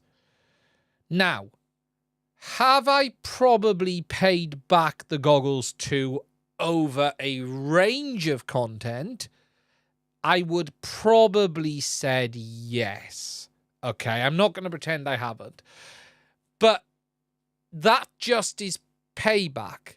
That doesn't include any of the time I've spent doing it, any of the energy doing it, I don't take an income from this channel. This channel does create some money, and that money is used through the Patreon supporters and the people who donate and the YouTube income to buy products when they come out. And that's where the money on the channel goes. And look, the channel, in more recent times, I've not had to spend as much as I have in the past, but that doesn't mean the income isn't needed for other stuff. And, you know, it's always an evolution, and I don't take money from the channel. It's probably the first time this year there might be a small amount of money left that I could decide to take. Actually, this year I'm going to be paying a rather large tax bill on it because it is taxable. It's not free. And this year, there is no question that I'm going to be giving a large chunk of it to the taxman as well. And that's a reality. But yeah, and it's just, I find it weird, you know. And it's an interesting subject because I don't know, for those who know, there's this scares me actually a little bit. There's a 3D printing channel that's just had his channel completely taken down and annihilated by YouTube. Lewis Rossman was talking about it, and it is a bit complicated because he was discussing about the words I don't even want to use in the past, but America, they're legal. That's all I'm going to say, okay? So I don't want to even use the word 3D printing them. But he stopped doing that in recent time, and they have annihilated him. He ceases to exist. He just doesn't exist anymore. Every of his channels. Now, there's a bit of, I think there's more to this than meets the eye, but the fact that YouTube can just erase you is really scary. Really scary. And for me, look, if YouTube erased this channel tomorrow, I would call it a day. I know what I'd actually do. I know what I'd do because I'd already thought about doing this anyway. I'm not, but I would just move it all to Patreon, put it behind a paywall, apologize for that up front, but say, I'm going to put it behind a paywall now. There's a £1 a month option. There you go. If you want to watch me, put it there. But imagine being someone like Bardwell, who is full-time and relies on all of his income. That is scary. That is just... Can you imagine it? It would just... And I just can't imagine being in that position. Yeah, which he got in trouble. There's no question in that scenario there appears to have been a few games going on. That's for sure. However, it is still scary. But imagine there was just something that they just decided to end, you know, if JB... And I'm not saying JB's... I just mean, just imagine that happened. That's what I earn, £1 a month. Yeah, God, that's the thing. But yeah, it's scary. It's scary to think that YouTube can turn you off just like that. And as I said, what I would do is, I know it already, I would just move all new content to Patreon, create a £1 a month option, and just say, look, I'm sorry, but if you want to see it, it's behind a paywall of £1 a month.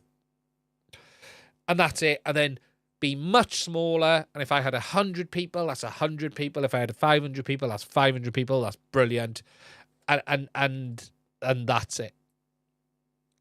And that's how I would probably do it. Join Float Plane, yeah, they wouldn't have me, but that would be my plan, and I would then just do it that way, and just say, you know, look, it is what it is. But yeah, it's scary. But no, look, I'm not going to apologize for talking about DJI or anyone else. You know, at the end of the day, they're a gorilla in the FPV industry. I have said, if you're an iNav user, don't support them, is what I said. I never said I wouldn't be making content on them. Nebula, well, I am on I am on the I forgot what it's called. It'll come to me in a minute. What's the free one? I haven't logged in there to ages. The one that gives you crypto. It's not you, Ron. Oh. I don't push it, but it is there.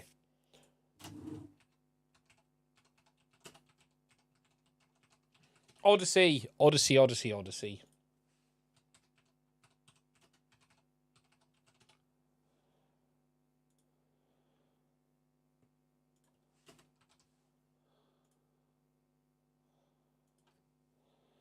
So I am on Odyssey, for those who don't know.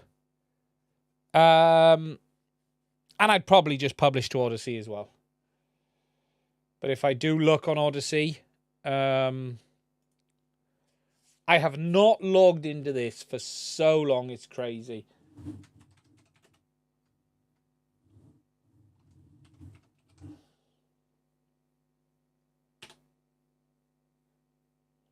Interesting. I'm not even seeing my own channel. There it is. Ah, there it is. I am on Odyssey. And Odyssey auto-uploads off the back of YouTube. Not Rumble. No, couldn't find it there a second. But 192 followers. Haven't logged into this forever. I just leave it carry on in the background. It just does it in the background. You know, 1 view, 4 views, 6 views, 13. You know, there's not many people who watch my channel on Odyssey. But the live streams go up as well. Everything goes on to Odyssey. His OnlyFans channel is his day job. Yeah.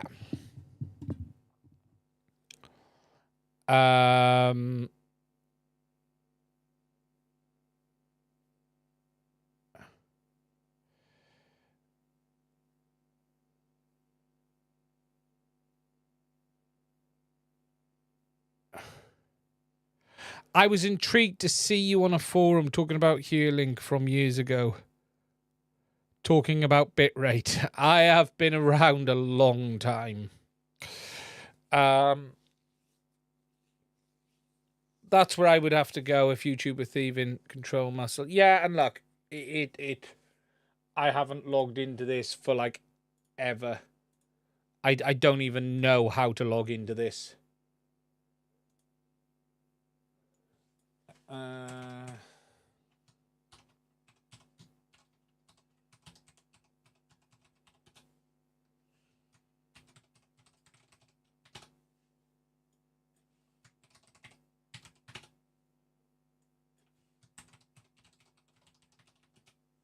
Don't use a magic link. Check my email. Send me a link, it is. What about Twitch?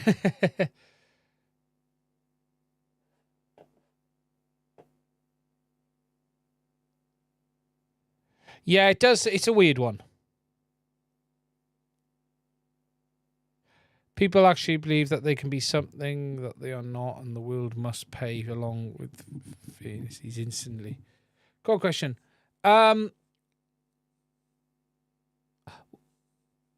Dennis, what is the fix for the double sound on motor when powering up quad? Is it going into... So, it sounds like it's going into the wrong... Yeah, I don't actually have a website at the moment. It sounds like it's going into the wrong mode. I'm just trying to think what the double... ESC beeps twice. Are you sure it's just not... Yeah, it's the link. Are you sure it's just not another ESC, or is it not locking on the throttle? But it works fine.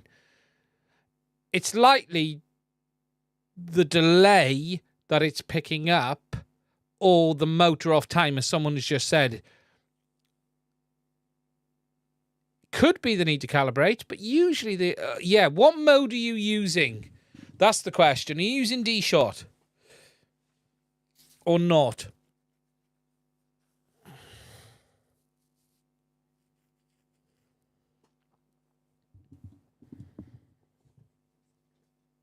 D-Shot 600. So there shouldn't be calibration in D-Shot. So it sounds like one of the motors is delayed, potentially. Yeah, someone said, try updating BL Heli. I have 5 windows open, 2 of them are live.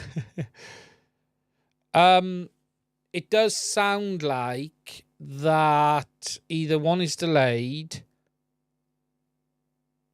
so you're at... okay.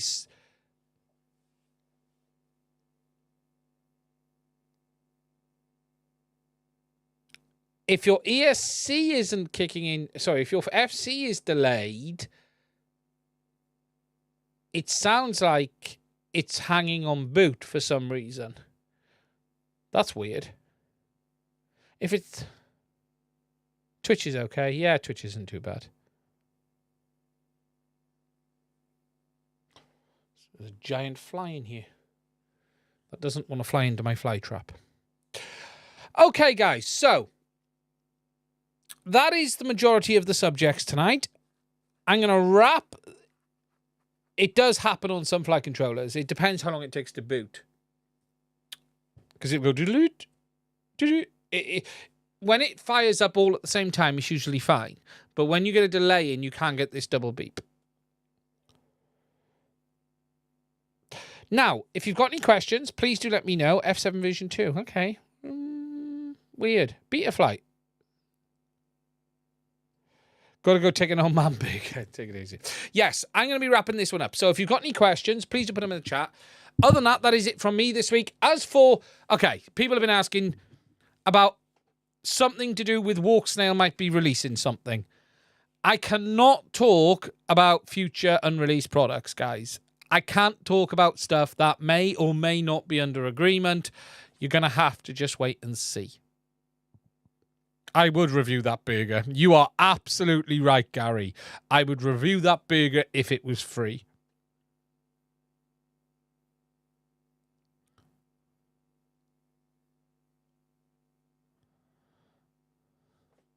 I cannot talk about things I cannot talk about. Unfortunately, I'm afraid.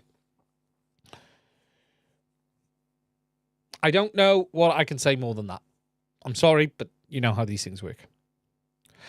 Thanks for explaining about the batteries. I got the Pavo Pico and also got what I thought was a charger for Black One 2S battery charger on the site, but it didn't charge it. I'm a newbie. So you got the Pavo Pico charger for... So you got the 2S battery charger on the site, but it didn't charge it. Okay. It should... Is it like a USB-C charger? Beware Blue Jay.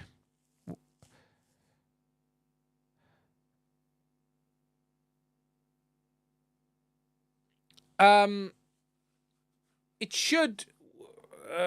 Pavo Pico. Which charger is it? Let's just have a quick look. Beta FPV. We've got Beta FPV open. I wouldn't be particularly shocked if you had a faulty Beta FPV product. Let me be honest.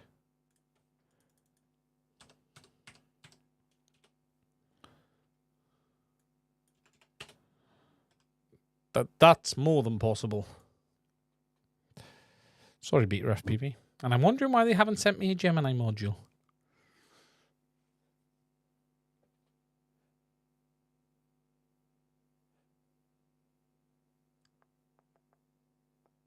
Oh, let's find the drone, shall we? I do like the Pavo Pico, though. It is a very good charger. Oh, sorry, very good battery. So, did you get... Let's have a look. Are they showing accessories down here for it as well? It's actually a really good little quad, although it's not perfect. And what's frustrating is they've also released a version 2 now.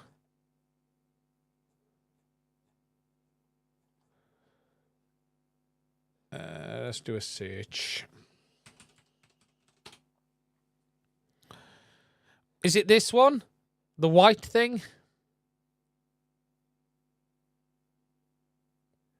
Is it this one? Is it this one? No, no, no, no, no. Okay.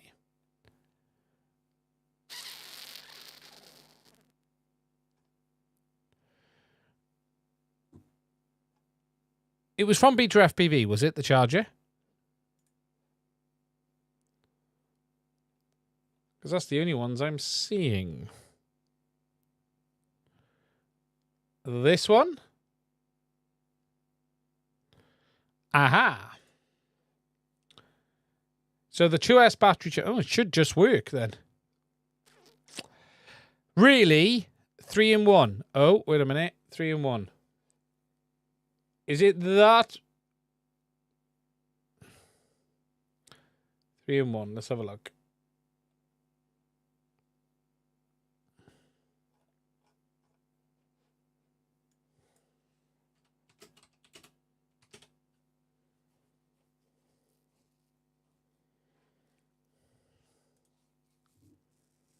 No, the top line. So we're either talking that one there. Are we talking the single one or that one there? Top line. That one there. Well, it should just work. You've got a voltage switch for input and an on-off button. No. Ah, you're talking about the black one then. That one there then, is it? So we're talking about this one, are we?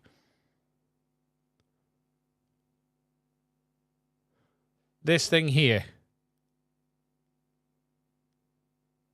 Right, this should just work. If it doesn't, it's probably faulty. All you should really have to do is plug the battery in and plug the USB in.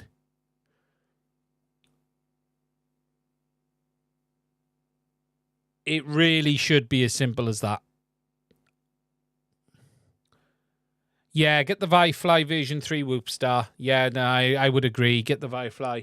That should literally just work. There's just nothing else. Just try another USB charger and cable just in case. Okay, just in case. But yeah, that should, as far as I can see, it should just work. It's that simple. Plug, plug, plug. Crack on with your life. Depending on which one you've got, obviously. And it's got the accessories.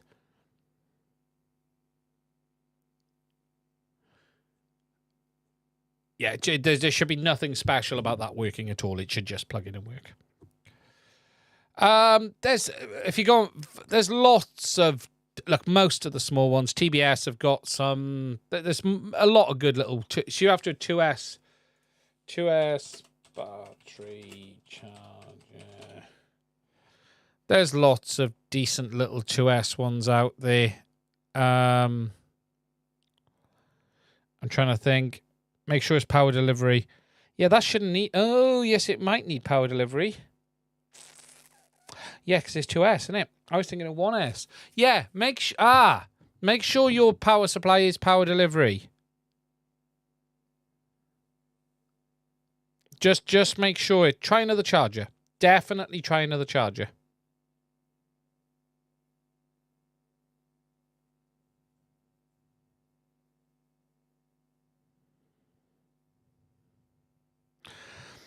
Simon, after messing with presets, my Whoop flips on takeoff with ear mode on. However, it's fine with ear mode off and switch it on once flying. No idea what you've done. It thinks it's running away then. You probably... If it's flipping on takeoff with ear mode... It probably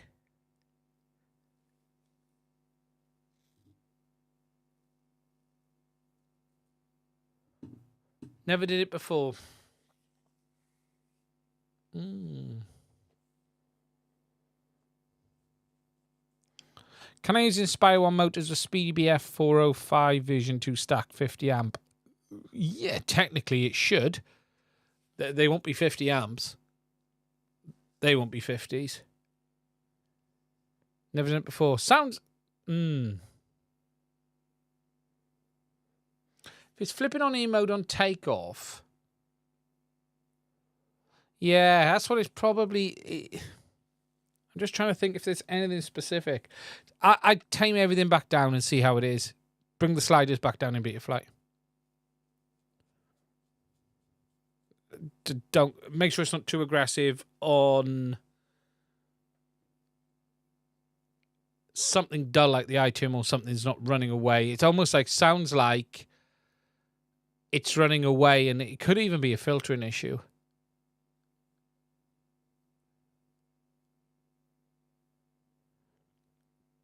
Just kind of reading down. Yeah, give it a try and start again. Right. I'm going to end this one there. Thank you for watching tonight. As always, thank you to everyone who's donated on the Super Chats as well. We'll be back, same time, same place next week. Look after yourselves, stay safe, and I'll speak to you soon.